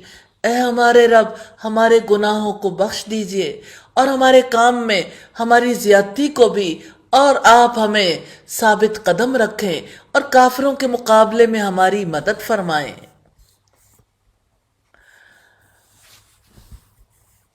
یہاں بات ہے اپنے کاموں میں زیادتی کی، اسراف کی۔ بعض مرتبہ کسی نیک کام میں لگنے کی وجہ سے جو دوسرے نیک کام چھوٹ جاتے ہیں، اس طرح حدود سے گزرنے کی ایک صورت پیدا ہو جاتی ہے۔ ان کو اللہ تعالیٰ نے اسراف سے تعبیر کیا، استغفار سے ان کی بھی تلافی ہوگی۔ سیدنا ابو موسیٰ اشعری سے روایت رسول اللہ دعا کیا کرتے تھے، یا اللہ بخش دے میری چوک اور میری نادانی کو اور میری زیادتی کو جو مجھ سے اپنے حال میں ہوئی، اور بخش دے اس چیز کو جو تو مجھ سے زیادہ جانتا ہے۔ اللہم اغفر لی خطیئتی وجہلی واسرافی فی امری وما انت اعلم بہ منی۔ تو اللہ تعالیٰ نے ان کو دنیا کا بدلہ بھی دیا اور آخرت کا اچھا بدلہ بھی، اور اللہ تعالیٰ نیکی کرنے والوں سے محبت رکھتا ہے۔ دنیا کے ثواب سے مراد نصرت ہے، غنیمت، دشمنوں پر غلبہ، اچھا تذکرہ، شرح صدر، ایمان کا نور، گناہوں کا کفارہ وغیرہ سب کچھ اس میں آ جاتا ہے۔ اور آخرت کے اچھے بدلے سے مراد آخرت کا اجر اور اس میں ہمیشہ رہنے والی نعمتیں ہیں۔ رکو نمبر 7 ہے، یا ایھا الذین آمنوا ان تطیعوا الذین کفروا یردوکم علی اعقابکم۔ اے لوگو جو ایمان لائے ہو، اگر تم ان لوگوں کی اطاعت کرو گے جنہوں نے کفر کیا تو وہ تمہیں تمہاری ایڑیوں کے بل لوٹا دیں گے، پھر تم خسارہ اٹھانے والے ہو کر پلٹو گے۔ احد کی شکست پر مشرکین عرب ابو سفیان اور اس کے ساتھیوں نے کہا تھا مسلمانوں سے کہ اپنے آبا کے دین کی طرف لوٹ چلو۔ رب العزت نے فرمایا اگر ان کی اطاعت کرو گے تو تمہیں ایڑیوں کے بل لوٹا دیں گے، یعنی ایمان کے بعد کفر کی طرف پھیر دیں گے۔ بل اللہ مولاکم وہو خیر الناصرین، بلکہ اللہ تعالیٰ تمہارا مولا ہے، تمہارا مالک ہے، اور وہ سب مدد کرنے والوں سے بہترین ہے۔ ابو سفیان نے میدان احد میں کہا تھا حبل بلند رہے، نبی صلی اللہ علیہ وسلم نے فرمایا اس کا جواب دو۔ صحابہ نے عرض کیا ہم کیا جواب دیں؟ آپ نے فرمایا کہو اللہ اعلی و اجل، اللہ تعالیٰ سب سے بلند اور بزرگ و برتر ہے۔ ابو سفیان نے کہا لنا عزا ولا عزا لکم، ہمارے پاس عزا بت ہے، تمہارے پاس تو کوئی عزا ہی نہیں۔ آپ نے فرمایا اس کا جواب دو۔ صحابہ کرام نے عرض کیا کیا جواب دیں؟ آپ نے فرمایا کہو اللہ مولانا ولا مولا لکم، اللہ تعالیٰ ہمارا مولا ہے اور تمہارا کوئی مولا ہی نہیں، تمہارا تو کوئی حامی مددگار ہی نہیں۔ پھر فرمایا جلد ہی ہم ان لوگوں کے دلوں میں جنہوں نے کفر کیا روب ڈال دیں گے۔ یہاں روب سے مراد عظیم خوف ہے۔ اس وجہ سے کہ انہوں نے اللہ تعالیٰ کے ساتھ شرک کیا، جس کی اس نے کوئی دلیل بھی نہیں اتاری، اور ان کا ٹھکانہ آگ ہے، اور ظالموں کا بہت ہی برا ٹھکانہ ہے۔ اللہ تعالیٰ نے ابو سفیان کے دل میں رعب ڈال دیا تھا، اسی وجہ سے قوت رکھنے کے باوجود میدان احد سے یوں چلا گیا جیسے انہیں فتح ہی نہیں ہوئی تھی۔ وَلَقَدْ صَدَقَكُمُ اللَّهُ وَعَدَهُ، اور بلا شبہ یقیناً اللہ تعالیٰ نے تم سے اپنے وعدے کو سچا کر دکھایا جب تم اس کے حکم سے انہیں کاٹ رہے تھے، یہاں تک کہ جب تم پست ہمت ہو گئے اور حکم کے بارے میں جھگڑا کیا اور تم نے نافرمانی کی، اس کے بعد جو اس نے تمہیں وہ چیز دکھائی جو تم پسند کرتے تھے، تم میں سے کوئی دنیا چاہتا ہے اور تمہیں میں سے کوئی آخرت چاہتا ہے، پھر اللہ تعالیٰ نے تمہیں ان سے پھیر دیا تاکہ وہ تمہیں آزمائے، اور بلا شبہ اس نے یقیناً تمہیں معاف کر دیا، اور اللہ تعالیٰ ایمان والوں پر بڑے فضل والا ہے۔ اللہ تعالیٰ نے وعدہ کیا تھا فتح و نصرت کا، اس سے مراد وہ ابتدائی فتح ہے جو مسلمانوں کو غزوہ احد میں حاصل ہوئی۔ اگر مسلمان اطاعت پر قائم رہتے، رسول کی اطاعت کرتے، تو آخر تک فتح و نصرت برقرار رہتی۔ جب تم دور چلے جا رہے تھے اور مڑ کر کسی ایک کو بھی نہ دیکھتے تھے، اور رسول تمہیں تمہاری پچھلی جماعت میں پکار رہا تھا، تو اس نے بدلے میں تمہیں غم کے ساتھ اور غم دیا تاکہ تم اس پر غم نہ کرو جو تمہارے ہاتھ سے نکل گیا، اور نہ اس پر جو تمہیں مصیبت پہنچی، اور اللہ تعالیٰ پوری خبر رکھنے والا ہے اس کی جو تم عمل کرتے ہو۔ احد کے میدان میں مسلمانوں کی بدحواسی کا پتہ چلتا ہے۔ مسلمان مروب ہوئے، سخت اضطراب میں مبتلا ہوئے، کوئی کسی کی طرف نہیں دیکھ رہا تھا، کوئی کسی کو پکار کا جواب نہیں دے رہا تھا۔ نبی صلی اللہ علیہ وسلم لوگوں کو پکار کر کہہ رہے تھے، الیہ عباد اللہ، الیہ عباد اللہ، میری طرف آؤ اے اللہ کے بندو، اور کوئی اللہ کے رسول کی آواز نہیں پہچان رہا تھا۔ خوف، دہشت اور گھبراہٹ میں انسان کی ایسی کیفیت ہو جاتی ہے، انسان کو حق اور باطل کی پہچان بھی نہیں رہتی، نیکی اور بدی کی پہچان نہیں رہتی۔ جیسے آج کل کے حالات میں کسی کو کچھ پتہ نہیں کیوں لاک ڈاؤن کرنا ہے، کیوں انسانوں کو ان کی روزی سے، ان کے رزق سے روک دینا ہے، کیوں علمی سلسلوں کو بند کرنا ہے، کیوں عبادت کے سلسلوں کو بند کرنا ہے۔ ان کو بھی نہیں پتا جو بند کر رہے ہیں، اور ان کو بھی نہیں پتا جو دلائل دے رہے ہیں۔ آگے بڑھ کے جس پر بات چیت کر رہے ہیں، ذرا سوچیں انہیں مسجد میں جانے والوں سے محبت کب تھی؟ ساری عمر تو امیج بریک کرتے رہے ان کا، اب ان سے اتنی دلچسپی ہو گئی کہ کہیں وہ کورونا میں مبتلا نہ ہو جائیں۔ اندر دیکھیں اندر کیا ہے۔ ثم انزل علیکم من بعد الغم امنا، پھر اللہ تعالیٰ نے اس غم کے بعد تم پر ایک امن نازل فرمایا۔ ایک اونگ تھی جو تم میں سے کچھ لوگوں پر چھا رہی تھی، اور یقیناً کچھ لوگ تھے جن کی جانوں نے انہیں فکر میں ڈال رکھا تھا۔ وہ اللہ تعالیٰ کے بارے میں ناحق جاہلیت کا گمان کر رہے تھے۔ وہ کہتے تھے کہ اس کام میں ہمارا کچھ بھی اختیار ہے؟ آپ کہہ دیں بلا شبہ ان الامر کلہ للہ، سارا کام اللہ تعالیٰ ہی کے اختیار میں ہے۔ یہ بتائیں کورونا کس کے اختیار میں ہے؟ اور کورونا سے ہونے والی ڈیتھ یا زندگی کس کے اختیار میں ہے؟ صحت اور بیماری کس کے اختیار میں ہے؟ کہیں ایسا تو نہیں کہ سب اپنے ایمان کا سودا کر بیٹھے ہوں؟ خوف اور دہشت نے ایمان ہی بلا دیا۔ اپنے رب پر یقین رکھیں، ان الامر کلہ للہ، بلا شبہ سارا کام اللہ تعالیٰ ہی کے اختیار میں ہے۔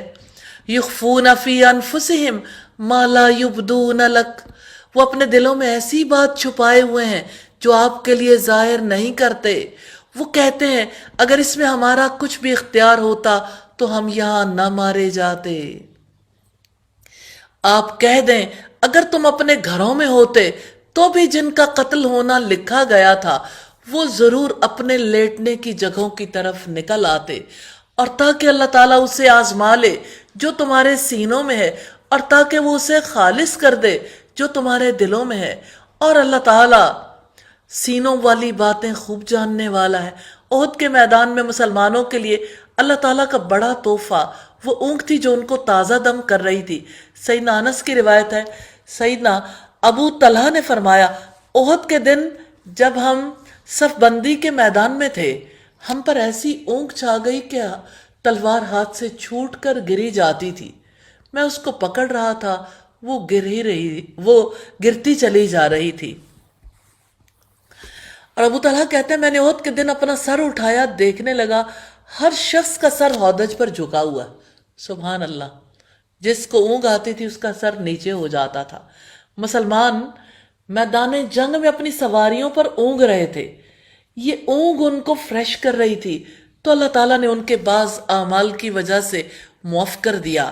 پھر فرمایا، یقیناً تم میں سے جو لوگ اس دن پیٹ پھیر گئے جب دو جماعتوں کا باہمی تصادم ہوا، یقیناً انہیں شیطان ہی نے ان کے بعض اعمال کی وجہ سے پھسلا دیا تھا، اور بلا شبہ اللہ تعالیٰ نے انہیں یقیناً معاف کر دیا ہے۔ بے شک اللہ تعالیٰ بے حد بخشنے والا نہایت بردبار ہے۔ رکوع نمبر 8 ہے، اے لوگوں جو ایمان لائے ہو، تم ان لوگوں جیسے نہ ہو جانا جنہوں نے کفر کیا اور انہوں نے اپنے بھائیوں کے بارے میں کہا جب انہوں نے زمین میں سفر کیا یا وہ لڑنے والے تھے کہ اگر وہ ہمارے پاس ہی رہتے تو نہ مرتے اور نہ وہ قتل کیے جاتے، تاکہ اللہ تعالیٰ اس کو ان کے دلوں میں حسرت بنا دے۔ حالانکہ اللہ تعالیٰ ہی زندگی بخشتا اور موت دیتا ہے، اور جو بھی تم عمل کرتے ہو اللہ تعالیٰ اس کو خوب دیکھنے والا ہے۔ بات یقین کی ہے، واللہ یحیی و یمیت۔ آج کا مسلمان بھول گیا، یاد نہیں رہا کہ اللہ تعالیٰ ہی زندہ کرتا ہے، زندگی وہی دیتا ہے اور موت بھی وہی دیتا۔ واللہ بما تعملون بصیر، اور اللہ تعالیٰ اس کو خوب دیکھنے والا ہے جو تم عمل کرتے ہو۔ کیا یقین ہے اس بات پر کہ اللہ تعالیٰ کو خوب خبر ہے اور وہ اس کا حساب کتاب لے گا؟ اور یقیناً اگر تم اللہ تعالیٰ کی راہ میں مارے جاؤ یا مر جاؤ تو اللہ تعالیٰ کی بخشش اور رحمت اس سے کہیں بہتر ہے جسے وہ جمع کرتے ہیں۔ اور یقیناً اگر تم مر گئے یا قتل کر دیے گئے تو اللہ تعالیٰ ہی کی طرف تم جمع کیے جاؤ گے۔ فَبِمَا رَحْمَةٍ مِّنَ اللَّهِ لِنْتَ لَهُمْ، پس اللہ تعالیٰ کی بڑی رحمت ہی کی وجہ سے آپ ان کے لیے نرم ہو گئے ہیں، اور اگر آپ بدخلق اور سخت دل ہوتے تو یقیناً وہ آپ کے آس پاس سے منتشر ہو جاتے۔ سو آپ انہیں معاف کر دیں اور ان کے لیے بخشش مانگیں اور معاملات میں ان سے مشورہ کریں۔ پھر جب آپ پختہ ارادہ کر لیں تو اللہ تعالیٰ پر بھروسہ کریں، بلا شبہ اللہ تعالیٰ بھروسہ کرنے والوں سے محبت کرتا ہے۔ نبی صلی اللہ علیہ وسلم لوگوں کے لیے کس قدر نرمی رکھنے والے تھے۔ آپ کے دشمنوں نے اس بارے میں کیا کہا؟ لین پول نے کہا ظلم محمد کی سرشت میں ہی نہیں تھا۔ اسمتھ نے کہا عمر بھر انہوں نے اپنے ہاتھ سے کسی کو نہیں مارا، کسی سے اگر مصافحہ کیا اس وقت تک اپنا ہاتھ الگ نہیں کرتے تھے جب تک کوئی خود نہ الگ کر لیتا۔ اب تو لوگ مصافحے سے ہی ڈر گئے ہیں، اور لگتا ہے شاید اب مسلمان ایک دوسرے سے مصافحہ نہیں کر پائیں گے۔ رسول اللہ انتظار کرتے تھے کہ خود ہی ہاتھ چھوڑ دے، گفتگو بہت نرم اور شیریں کرتے تھے۔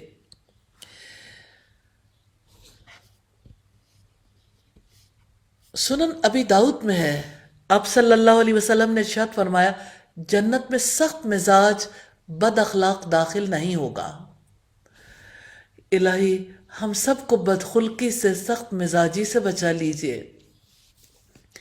ان ینصرکم اللہ فلا غالب لکم، اگر اللہ تعالیٰ تمہاری مدد فرمائے تو کوئی تم پر غالب آنے والا نہیں۔ مومن کو اللہ تعالیٰ پر اعتماد کرنا چاہیے، یہ دل کی عبادت ہے، یہی توحید ہے۔ مومن ایمان کے مطابق توکل کرتا ہے، اور اگر وہ تمہارا ساتھ چھوڑ دے تو اس کے بعد کون ہے جو تمہاری مدد کرے گا؟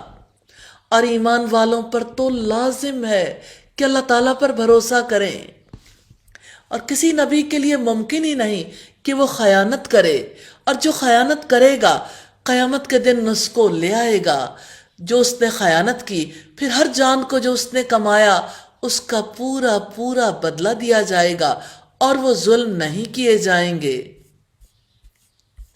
پھر فرمایا تو کیا جو شخص اللہ تعالیٰ کی رضامندی کے پیچھے چلا اس کی مانند ہے جو اللہ تعالیٰ کی کسی ناراضگی کے ساتھ لوٹا، اور اس کا ٹھکانہ تو جہنم ہے، اور وہ بہت ہی برا ٹھکانہ ہے۔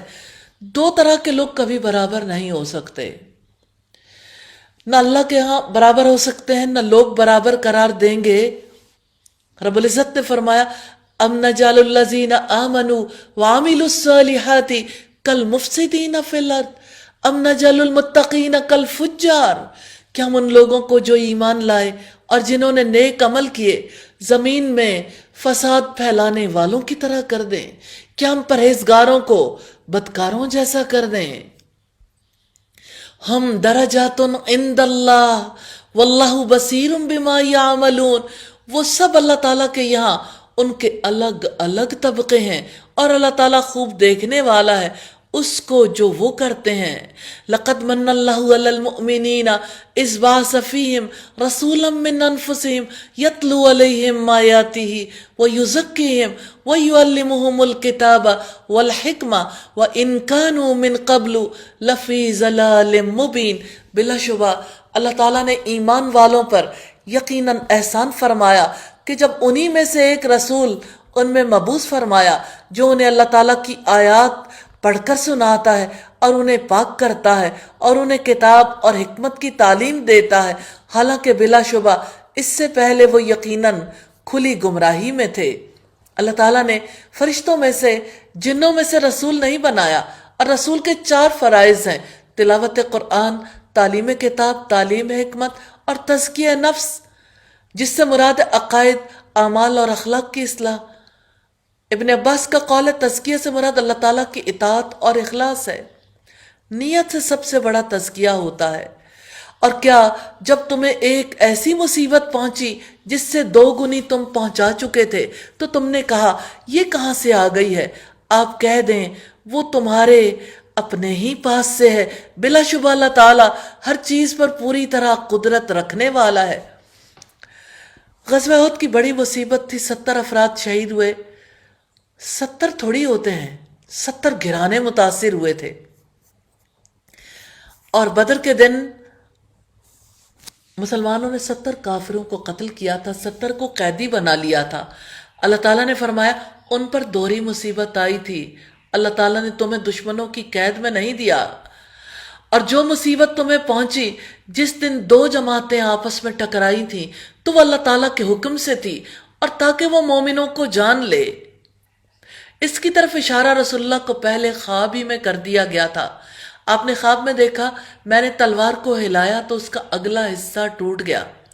اس کی تعبیر اس نقصان کی صورت میں ظاہر ہوئی جو مسلمانوں کو احد میں اٹھانا پڑا، اور تاکہ انہیں بھی جان لے جنہوں نے منافقت کی اور جن کے لیے کہا گیا آؤ اللہ کی راہ میں جنگ کرو یا دفاع کرو، انہوں نے کہا اگر ہمیں کسی جنگ کا علم ہوتا تو ہم ضرور تمہارے پیچھے آتے۔ وہ اس دن ایمان سے زیادہ کفر کے قریب تھے، وہ اپنے منہ سے وہ بات کہتے ہیں جو ان کے دلوں میں نہیں ہے، اور اللہ تعالیٰ اس کو زیادہ جاننے والا ہے جسے وہ چھپاتے ہیں۔ یہاں منافقوں سے مراد عبداللہ ابن ابی اور اس کے ساتھی ہیں۔ مقام شہد سے اپنے 300 افراد کو لے کر عبداللہ ابن ابی الگ ہو گیا تھا۔ یہ وہ لوگ ہیں جو خود بیٹھے رہے اور اپنے بھائیوں کے بارے میں کہا اگر وہ ہماری مانتے تو نہ مارے جاتے۔ آپ کہہ دیں پھر موت کو اپنے اوپر سے ہٹا کر دکھا دو اگر تم سچے ہو۔ اور جو لوگ اللہ کی راہ میں قتل ہو گئے انہیں تم مردہ نہ سمجھو بلکہ وہ زندہ ہیں، اپنے رب کے پاس رزق دیے جاتے ہیں۔ نبی صلی اللہ علیہ وسلم نے فرمایا شہیدوں کی روحوں کو اللہ تعالیٰ نے سبز پرندوں کی پوٹوں میں رکھ کر جنت میں آزاد چھوڑ دیا ہے۔ اب وہ چرتی چکتی ہیں، شام کے وقت ان قندیلوں میں آ جاتی ہیں۔ آپ امیجن کریں گے قندیلیں کہاں ہیں؟ جو اللہ کے عرش کے نیچے لٹک رہی ہیں۔ شہیدوں کی روحیں کہاں قیام کرتی ہیں. ان کے لیے اتنا بڑا اعزاز، اتنا بڑا مرتبہ ہے. فرحین بما آتاہم اللہ من فضلہ، اللہ تعالیٰ نے انہیں اپنے فضل سے انہیں جو دیا ہے اس پر وہ بہت خوش ہیں، اور جو ان کے پیچھے سے ان کے ساتھ نہیں ملے وہ ان پر خوشی محسوس کرتے ہیں کہ ان کے لیے نہ کوئی خوف ہے اور نہ ہی وہ غمگین ہوں گے. مقاتل نے کہا جس خیر، عزت اور رزق کو شہید پا رہے ہیں اس پر وہ بہت خوش ہیں، وہ خوشیاں منا رہے ہیں اللہ تعالیٰ کی طرف سے نعمت اور فضل پر، اور اس پر کہ یقیناً اللہ تعالیٰ ایمان والوں کا اجر ضائع نہیں کرتا. رکوع نمبر 9 ہے. جن لوگوں نے اللہ تعالیٰ اور رسول کا حکم مانا اس کے بعد بھی کہ انہیں زخم پہنچا، ان میں سے ان لوگوں کے لیے جنہوں نے نیکی کی اور اللہ تعالیٰ سے ڈر گئے بہت بڑا اجر ہے. جن سے لوگوں نے کہا کہ یقیناً دشمن تمہارے خلاف لشکر جمع کر چکے ہیں، لہٰذا تم ان سے ڈر جاؤ، چنانچہ اس نے ان کو ایمان میں اور زیادہ کر دیا. تذکرہ حمراء الاسد کا، جہاں رسول اللہ نے جا کر پڑاؤ ڈالا، اس موقع پر ابو سفیان نے سمجھا اور سے واپس آ کر بڑی غلطی کی. زیادہ اچھا تھا مسلمانوں کا پیچھا کرتے، ان کی طاقت کو آخری طور پر ختم کر دیتے. اس نے ایک میسج دے کر کسی کو بھیجا کہ ابو سفیان واپس آ رہا ہے اور اس کے ساتھی تمہارا پیچھا کر رہے ہیں. آپ صلی اللہ علیہ وسلم نے بھی کسی کو میسج دے کر بھیجا کہ نبی صلی اللہ علیہ وسلم، محمد صلی اللہ علیہ وسلم اور ان کے ساتھی تمہارا پیچھا کر رہے ہیں. ابو سفیان کو جب یہ پتا چلا وہ واپس لوٹ گیا. یہی اس آیت میں ذکر ہے. اور جہاں تک اس بات کا تعلق ہے وَقَالُوا حَسْبُنَا اللَّهُ وَنِعْمَ الْوَكِيلُ، انہوں نے کہا اللہ تعالیٰ ہی ہمیں کافی ہے، وہ بہترین کارساز ہے. تو حسبنا اللہ ونعم الوکیل پڑھنے کی بڑی فضیلت ہے. صحیح بخاری میں کہ سیدنا ابراہیم علیہ السلام کو جب آگ میں ڈالا گیا ان کی زبان پر یہی الفاظ تھے. حقیقت یہ ہے کہ اللہ تعالیٰ بہترین کارساز ہے. چنانچہ وہ اللہ تعالیٰ کے فضل اور نعمت کے ساتھ پلٹے کہ انہیں کوئی تکلیف تک نہ پہنچی، اور انہوں نے اللہ تعالیٰ کی رضا کی پیروی کی، اور اللہ تعالیٰ بڑے ہی فضل والا ہے. اللہ تعالیٰ کی نعمت سے مراد جنگ سے سلامتی، ایمان کی سلامتی اور اس میں اضافہ مراد ہے، اور فضل سے مراد وہ نفع ہے جو بدر صغرا میں تجارت سے حاصل ہوا. یقیناً یہ تو شیطان ہی ہے جو تمہیں اپنے دوستوں سے ڈراتا ہے، چنانچہ تم ان سے نہ ڈرو اور مجھ سے ڈرو اگر تم مومن ہو. اس آیت کریمہ سے پتہ چلتا ہے اللہ تعالیٰ کا خوف واجب ہے. آپ نے کس خوف کو اپنے لیے واجب قرار دے لیا؟ سوچے کہاں کائنات کا بادشاہ اور کہاں کورونا. استغفر اللہ. خوف جو اللہ تعالیٰ کا خوف ہے لوازم ایمان میں سے ہے. بندہ ایمان کے مطابق ہی خوف رکھتا ہے، اور خوف پسندیدہ ہے، ایسا خوف جو بندے کو اللہ تعالیٰ کے حرام کردہ کاموں سے روک دے. وَلَا يَحْزُنْكَ الَّذِينَ يُسَارِعُونَ فِي الْكُفْرِ، وہ آپ کو غم نہ پہنچائیں جو کفر میں جلدی کرتے ہیں. بلا شبہ وہ اللہ تعالیٰ کو ہرگز کوئی نقصان نہیں پہنچا سکتے. اللہ تعالیٰ چاہتا ہے کہ آخرت میں ان کے لیے کوئی حصہ نہ رکھے اور ان کے لیے بڑا عذاب ہے. تو جو کفر میں جلدی کرتے ہیں اللہ تعالیٰ کو نقصان نہیں پہنچا سکتے. وہ سارے ذرائع، ساری قوتیں، اپنی ساری فکر لگا دیتے ہیں. آج ایسا نہیں ہے. اسلام کی بجائے کفر کو، اسلام کی بجائے باطل نظام کو ترویج دینے کے لیے ہمارا تھنک ٹینک کام نہ کر رہا ہو. کیا ہمارے وہ تمام افراد جو ایڈورٹائزنگ میں کام کر رہے ہیں ان چیزوں کو خوبصورت بنا کر پیش نہیں کرتے؟ اس نظریے کو ہمارے میڈیا کے لوگ کس طرح لوگوں کے اندر اس تہذیب کو راسخ کرنے کے لیے اپنا کردار ادا کر رہے ہیں. تو کفر کی راہ میں تیز گامی دکھانے سے مراد کافرانہ تہذیب پر پورا اترنے کے لیے اپنا حصہ ڈالنا. قلم والے قلم کا استعمال کرتے ہیں، شاعری کرتے ہیں. میڈیا کے افراد کیسے اس کے لیے دلائل دیتے ہیں، آگے بڑھ کر اپنا حصہ لیتے ہیں. یقیناً جن لوگوں نے ایمان کے بدلے میں کفر خریدا ہے وہ اللہ تعالیٰ کو ہرگز کوئی نقصان نہیں پہنچائیں گے اور ان کے لیے دردناک عذاب ہے۔ اور جن لوگوں نے کفر کیا وہ ہرگز یہ گمان نہ کریں کہ یقیناً ہم انہیں جو مہلت دے رہے ہیں وہ ان کے لیے بہتر ہے۔ ہم انہیں اسی لیے مہلت دے رہے ہیں تاکہ وہ گناہ میں اور زیادہ بڑھ جائیں اور ان کے لیے رسوا کن عذاب ہے۔ تو مہلت دینے سے مراد ہے زندگی میں کفر اور کافرانہ کاموں کی مہلت۔ کافر کو جو لمبی زندگی مل رہی ہے انہیں ان کے حال پر چھوڑا جا رہا ہے اور زیادہ اس میدان میں پستی اختیار کرنے کے لیے۔ پھر فرمایا اللہ تعالیٰ ایسا نہیں ہے کہ وہ مومنوں کو اسی حالت پر چھوڑ دے جس پر تم ہو، یہاں تک کہ وہ ناپاک کو پاک سے الگ نہ کر دے، اور کبھی ایسا نہیں ہے اللہ تعالیٰ کہ وہ تمہیں غیب کی اطلاع دے، لیکن اللہ تعالیٰ اپنے رسولوں میں سے جس کو چاہتا ہے منتخب کرتا ہے۔ چنانچہ تم اللہ تعالیٰ پر، اس کے رسولوں پر ایمان لاؤ، اور اگر تم ایمان لاؤ اور متقی بنو تو تمہارے لیے بہت بڑا اجر ہے۔ یا اللہ یا ارحم الراحمین، ہم سب کو تقوی نصیب کرنا۔ اور جو لوگ بخل کرتے ہیں اس میں جو اللہ تعالیٰ نے انہیں اپنے فضل سے دیا ہے وہ ہرگز گمان نہ کریں کہ ان کے لیے وہ بہتر ہے، بلکہ ان کے لیے وہ بہت ہی برا ہے۔ جلد ہی قیامت کے دن انہیں اس کا طوق پہنایا جائے گا جو انہوں نے بخل کیا، اور آسمانوں اور زمین کی میراث اللہ تعالیٰ کے لیے ہے، اور جو بھی تم کرتے ہو اللہ تعالیٰ اس سے پوری طرح باخبر ہے۔ رکو نمبر 10 ہے لَقَدْ سَمِعَ اللَّهُ قَوْلَ الَّذِينَ قَالُوا إِنَّ اللَّهَ فَقِيرٌ وَنَحْنُ أَغْنِيَاءُ۔ بلا شبہ اللہ تعالیٰ نے یقیناً ان کی بات سن لی جنہوں نے کہا کہ بلا شبہ اللہ تعالیٰ فقیر ہے اور ہم مالدار ہیں۔ جلد ہی ہم لکھ دیں گے جو انہوں نے کہا، اور ان کا نبیوں کو ناحق قتل کرنا بھی، اور ہم کہیں گے کہ تم جلنے کا عذاب چکھو۔ یہ اس وجہ سے ہے جو آگے بھیجا تمہارے ہاتھوں نے۔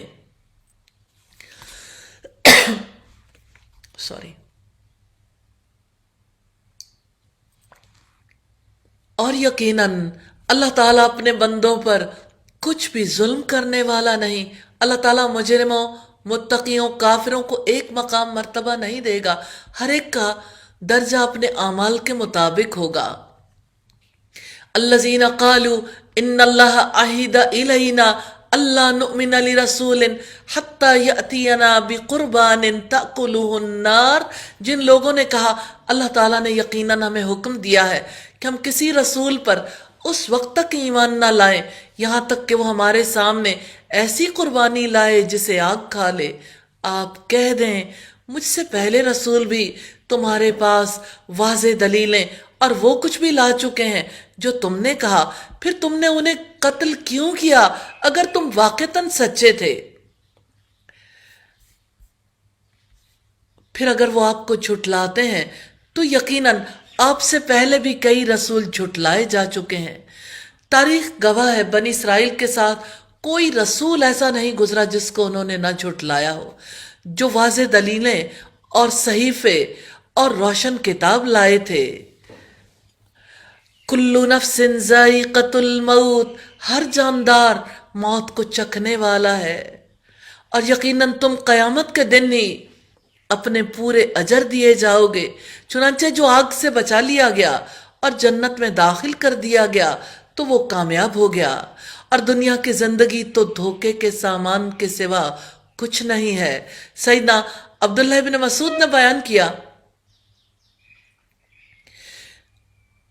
کہ نبی صلی اللہ علیہ وسلم نے چوکٹا خط کھینچا، پھر اس کے درمیان ایک خط کھینچا جو چوکٹے خط سے نکلا ہوا تھا، اس کے بعد درمیان والے خط کے اس حصے میں جو چوکٹے کے درمیان میں تھا چھوٹے چھوٹے بہت خطوط کھینچے، پھر فرمایا یہ انسان ہے، یہ اس کی موت ہے جو اسے گھیرے ہوئے ہے، اور جو بیچ کا خط باہر نکلا ہوا وہ اس کی امید ہے، اور چھوٹے چھوٹے خطوط اس کی دنیاوی مشکلات ہیں۔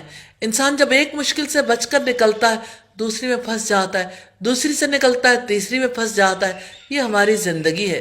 صحیح بخاری کی 6417 نمبر روایت ہے۔ یقیناً تم اپنے مالوں اور اپنی جانوں میں ضرور آزمائے جاؤ گے، اور یقیناً تم ان سے ضرور بہت سی تکلیف دہ باتیں سنو گے جن کو تم سے پہلے کتاب دی گئی، اور ان لوگوں سے بھی جنہوں نے شرک کیا، اور اگر تم صبر کرو اور متقی بنو تو یقیناً یہ بلند حوصلہ کاموں میں سے ہے۔ صبر اور تقوی دو عظیمت والے کام ہیں، اللہ تعالیٰ ہمیں دونوں نصیب فرما دے۔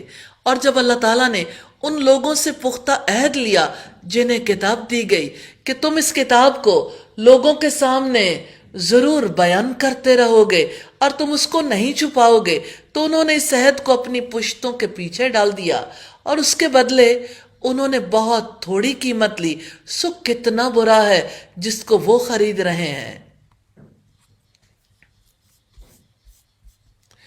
لا تحسبن الذین یفرحون بما آتوا، آپ ان لوگوں کو ہرگز خیال نہ کریں جو خوش ہوتے ہیں ان کاموں پر جو انہوں نے کیے، چاہتے ہیں کہ ان پر بھی ان کی تعریف کی جائے اور ان پر بھی ان کی تعریف کی جائے جو انہوں نے نہیں کیے، چنانچہ آپ انہیں عذاب سے نکلنے میں ہرگز کامیاب خیال نہ کریں، اور ان کے لیے دردناک عذاب ہے۔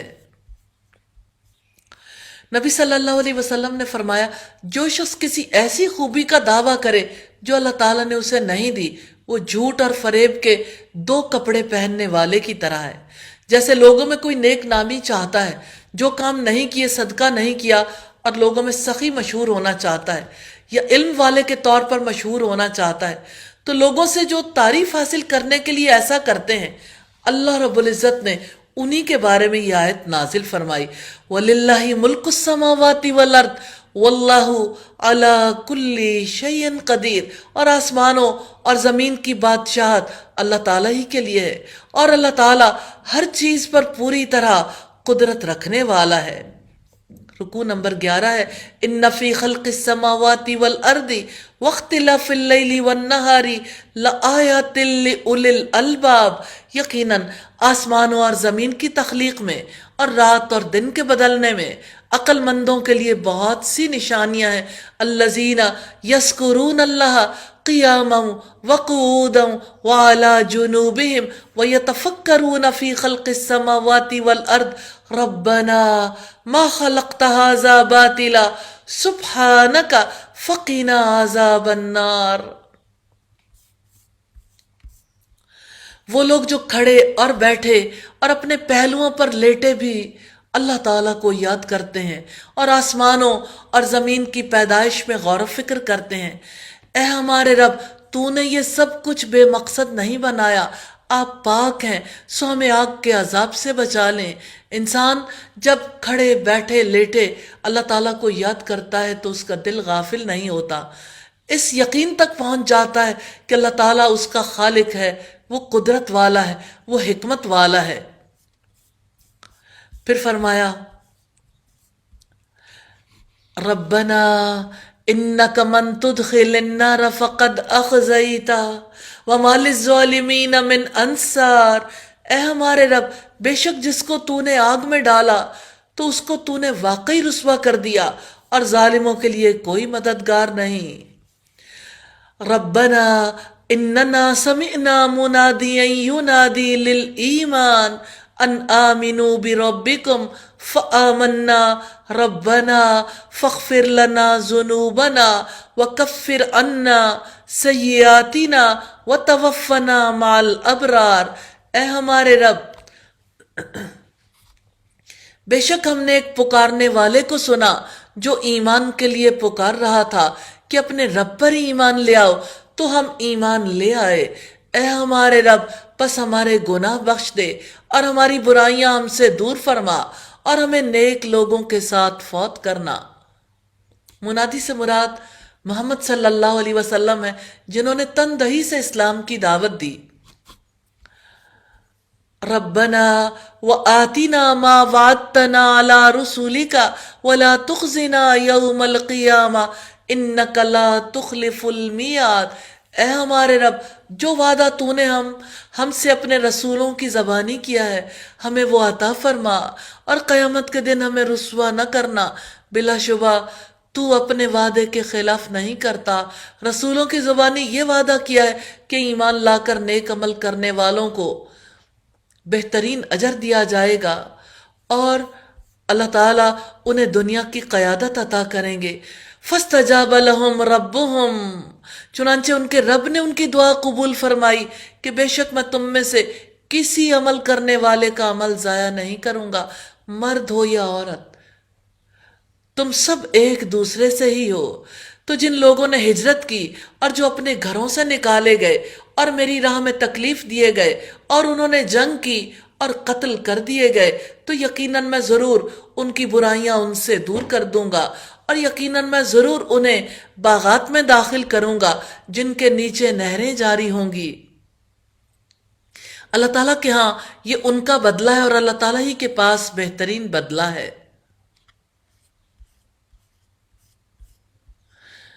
اور جن لوگوں نے کفر کیا ان کا شہروں میں چلنا پھرنا یعنی تجارت کرنا آپ کو ہرگز دھوکے میں نہ ڈالے، بہت ہی تھوڑا فائدہ ہے، پھر ان کا ٹھکانہ جہنم ہوگا اور وہ بہت ہی برا بچھونا ہے۔ لیکن جو لوگ اپنے رب سے ڈر گئے ان کے لیے باغات ہیں جن کے نیچے نہریں جاری ہوں گی، اس میں ہمیشہ رہنے والے ہیں۔ یہ اللہ تعالیٰ کی جانب سے میزبانی ہے، اور جو اللہ تعالیٰ کے پاس ہے وہ نیک لوگوں کے لیے بہت ہی بہتر ہے۔ اور بے شک اہل کتاب میں سے ایسے بھی ہیں جو یقیناً ایمان رکھتے ہیں اللہ تعالیٰ پر اور اس چیز پر جو تمہاری طرف نازل کی گئی ہے، اور جو ان کی طرف نازل کی گئی ہے وہ اللہ تعالیٰ کے لیے خشوع کرنے والے ہیں۔ اللہ تعالیٰ کی آیات کے بدلے تھوڑی قیمت نہیں خریدتے۔ یہی لوگ ہیں جن کا اجر ان کے رب کے پاس ہے۔ بلا شبہ اللہ تعالیٰ بہت جلد حساب لینے والا ہے۔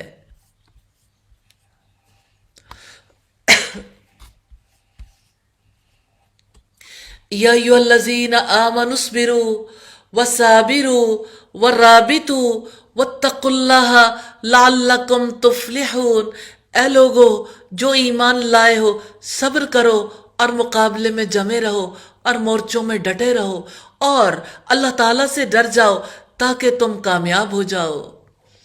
اصبروا، صبر کرو، یعنی جو اللہ تعالیٰ نے حکم دیا فرائض پر اس کی اطاعت پر صبر کرو۔ وصابروا، اور مقابلے میں جمے رہو، جنگ کی شدتوں میں دشمن کے مقابلے میں ڈٹے رہو، یہی مصابرت ہے۔ ورابطوا، اور مورچوں میں ڈٹے رہو، جنگ کے میدان میں ہر وقت چوکنا رہنا، جہاد کے لیے تیاری کرنا، یہی مرابطہ ہے۔ یہ تھی سورہ آل عمران۔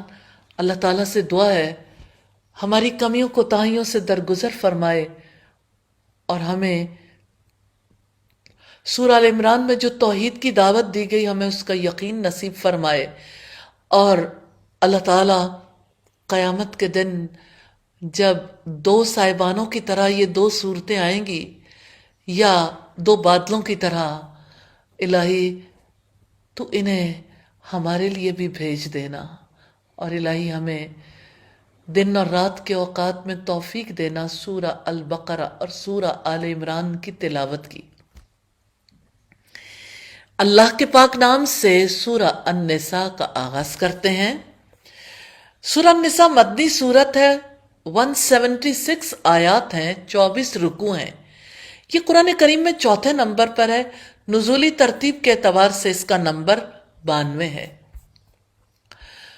سیدنا ابن مسعود فرماتے مجھے سورہ النساء کی 5 آیات دنیا و ما فیہا سے زیادہ محبوب ہیں۔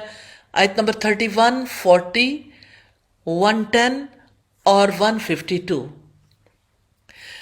سیدہ عائشہ فرماتی ہیں نبی صلی اللہ علیہ وسلم نے فرمایا جو قرآن پاک سے پہلی 7 سورتیں یاد کرے وہ ایک بہت بڑا عالم ہے۔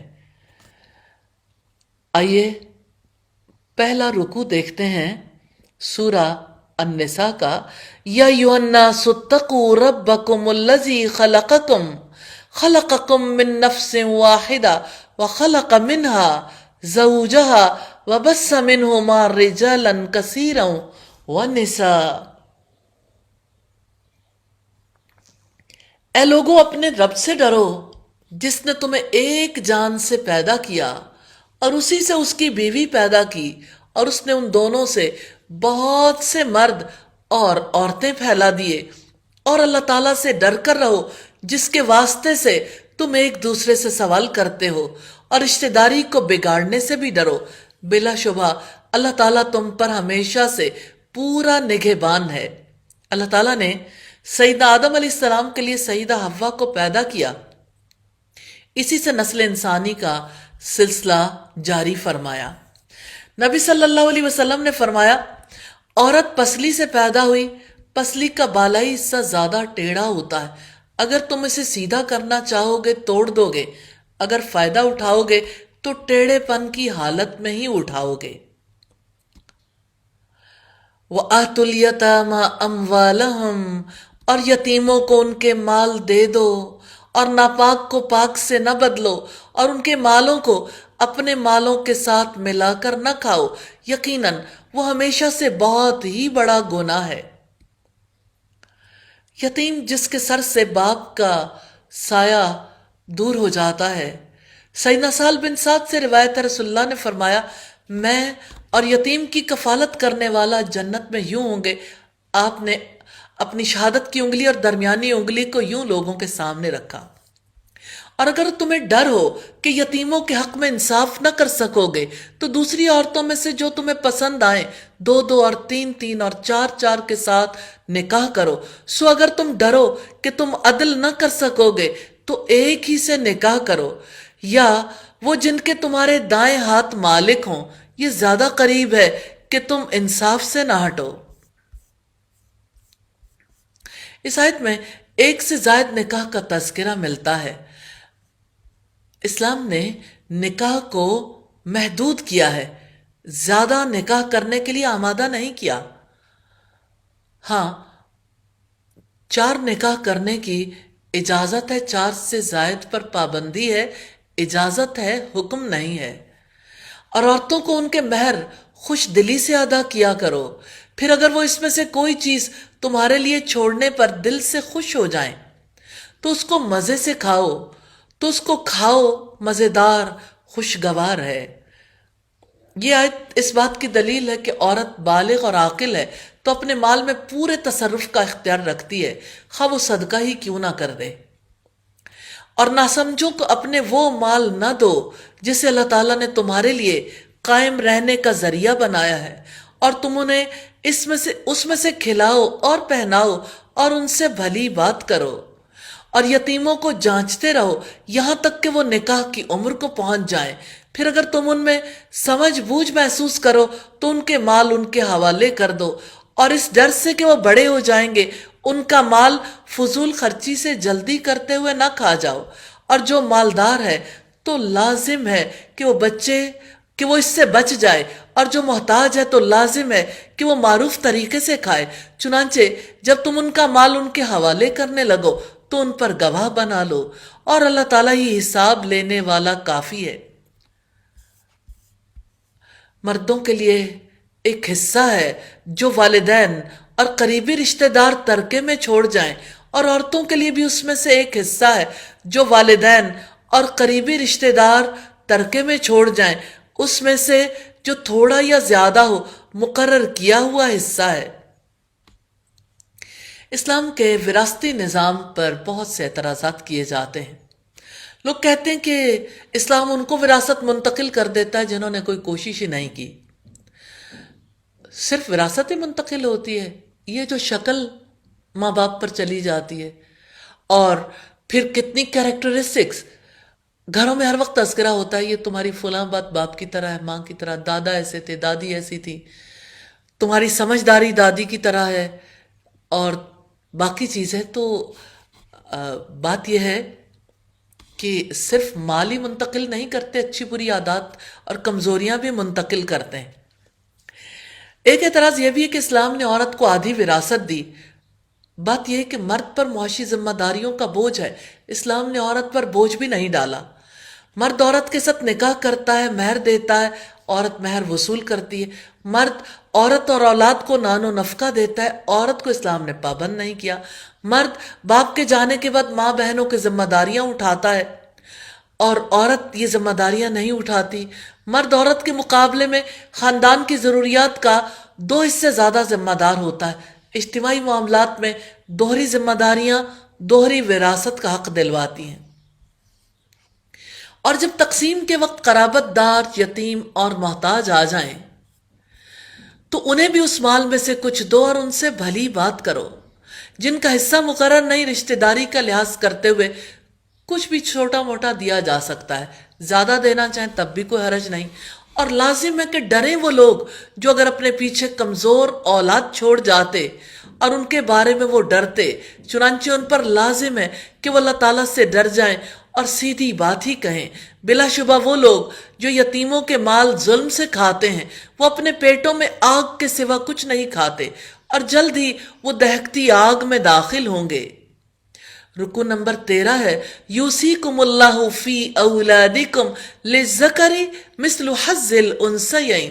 اللہ تعالیٰ تمہاری اولاد کے بارے میں تمہیں وصیت کرتا ہے، مرد کے لیے 2 عورتوں کے برابر حصہ ہے، پھر اگر عورتیں 2 سے زیادہ ہوں تو میت نے جو چھوڑا ہو اس میں سے 2/3 ان کے لیے حصہ ہے، اور اگر وہ اکیلی ہو تو آدھا ترکہ اس کے لیے ہے، اور میت کے ماں باپ میں سے ہر ایک کے لیے چھٹا حصہ ہے اس میں سے جو اس نے چھوڑا، اگر اس کی اولاد ہو۔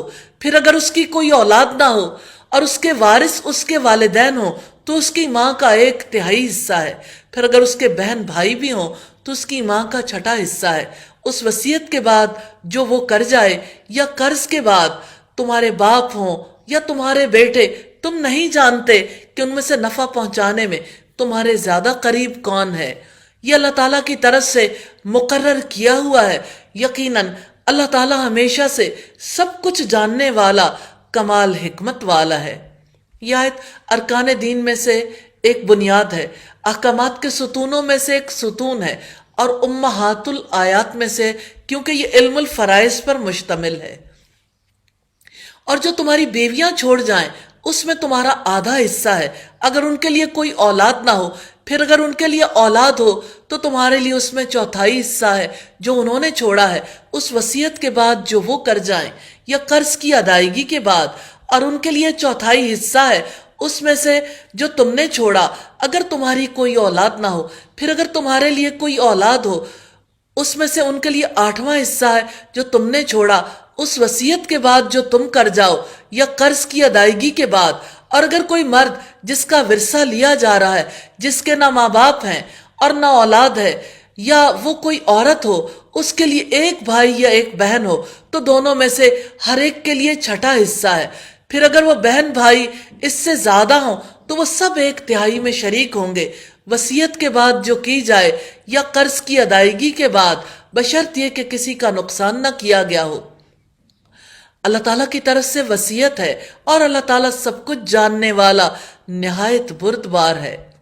یہ اللہ تعالیٰ کی حدود ہیں، اور جو اللہ تعالیٰ اور اس کے رسول کی فرما برداری کرے گا اسے جنتوں میں داخل کرے گا جن کے نیچے سے نہریں جاری ہوں گی، ان میں وہ ہمیشہ رہنے والے ہیں، اور یہ بہت بڑی کامیابی ہے۔ اور جو اللہ تعالیٰ اور اس کے رسول کی نافرمانی کرے گا اور اس کی حدوں سے نکل جائے گا، اللہ تعالیٰ اس کو آگ میں داخل کرے گا جس میں وہ ہمیشہ رہنے والا ہے، اور اس کے لیے رسوا کن عذاب ہے۔ یہ رکو نمبر 14 ہے اور یہ آخری رکو ہے۔ اور تمہاری عورتوں میں سے جو بدکاری کریں ان پر اپنے میں سے 4 مردوں کی گواہی لو، پھر اگر وہ گواہی دے دیں تو انہیں گھروں میں بند رکھو یہاں تک کہ انہیں موت اٹھا لے جائے، یا اللہ تعالیٰ ان کے لیے کوئی راستہ نکال دے۔ سیدنا عبادہ ابن صامت بیان کرتے ہیں کہ رسول اللہ نے فرمایا، مجھ سے احکام سیکھ لو، مجھ سے احکام سیکھ لو، مجھ سے احکام سیکھ لو۔ اللہ تعالیٰ نے عورتوں کے لیے سبیل پیدا فرما دی ہے۔ کنوارا کنواری کے ساتھ بدکاری کرے تو اس کے لیے 100 کوڑے اور اس کے لیے جلا وطنی ہے، اور شادی شدہ مرد شادی شدہ عورت کے ساتھ بدکاری کرے تو ان میں سے ہر ایک کے لیے 100 کوڑے اور رجم کی سزا ہے۔ صحیح مسلم کی 4414 نمبر روایت ہے۔ اور تم میں سے جو بھی 2 افراد بدکاری کریں ان دونوں کو سزا دو، پھر اگر وہ دونوں توبہ کر لیں اور اصلاح کر لیں تو ان سے درگزر کرو، یقیناً اللہ تعالی ہمیشہ سے بے حد توبہ قبول کرنے والا، نہایت رحم والا ہے۔ اللہ تعالیٰ پر توبہ کا قبول کرنا صرف انہی کے لیے ہے جو نادانی سے برائی کرتے ہیں پھر جلد ہی اس سے توبہ کرتے ہیں، تو یہی لوگ ہیں جن پر اللہ تعالیٰ مہربان ہوتا ہے، اور اللہ تعالیٰ ہمیشہ ہی سے سب کچھ جاننے والا، کمال حکمت والا ہے۔ سیدنا عبداللہ بن مسعود سے روایت ہے، رسول اللہ نے فرمایا، ندامت ہی توبہ ہے۔ حقیقت یہ ہے کہ سچی توبہ کا آغاز ندامت ہی سے ہوتا ہے، پھر دوبارہ کبھی نہ کرنے کا عزم اور گناہوں کا کفارہ ادا کرنا ہے۔ سچی توبہ یہ کہ گناہ پر ندامت کے بعد گناہ سے نکل آئیں، نیک کام کا عزم کریں، گناہوں کا کفارہ ادا کریں۔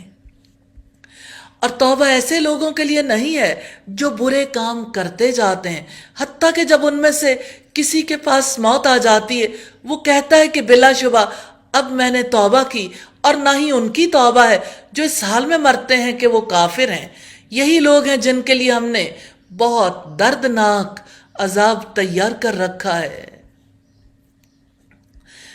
اے لوگو جو ایمان لائے ہو، تمہارے لیے حلال نہیں ہے کہ تم زبردستی عورتوں کے وارث بن جاؤ، اور نہ ہی تم انہیں روکو کہ جو تم نے انہیں دیا ہے اس کا کچھ حصہ ان سے وصول کرو، مگر یہ کہ وہ کھلی بے حیائی کریں۔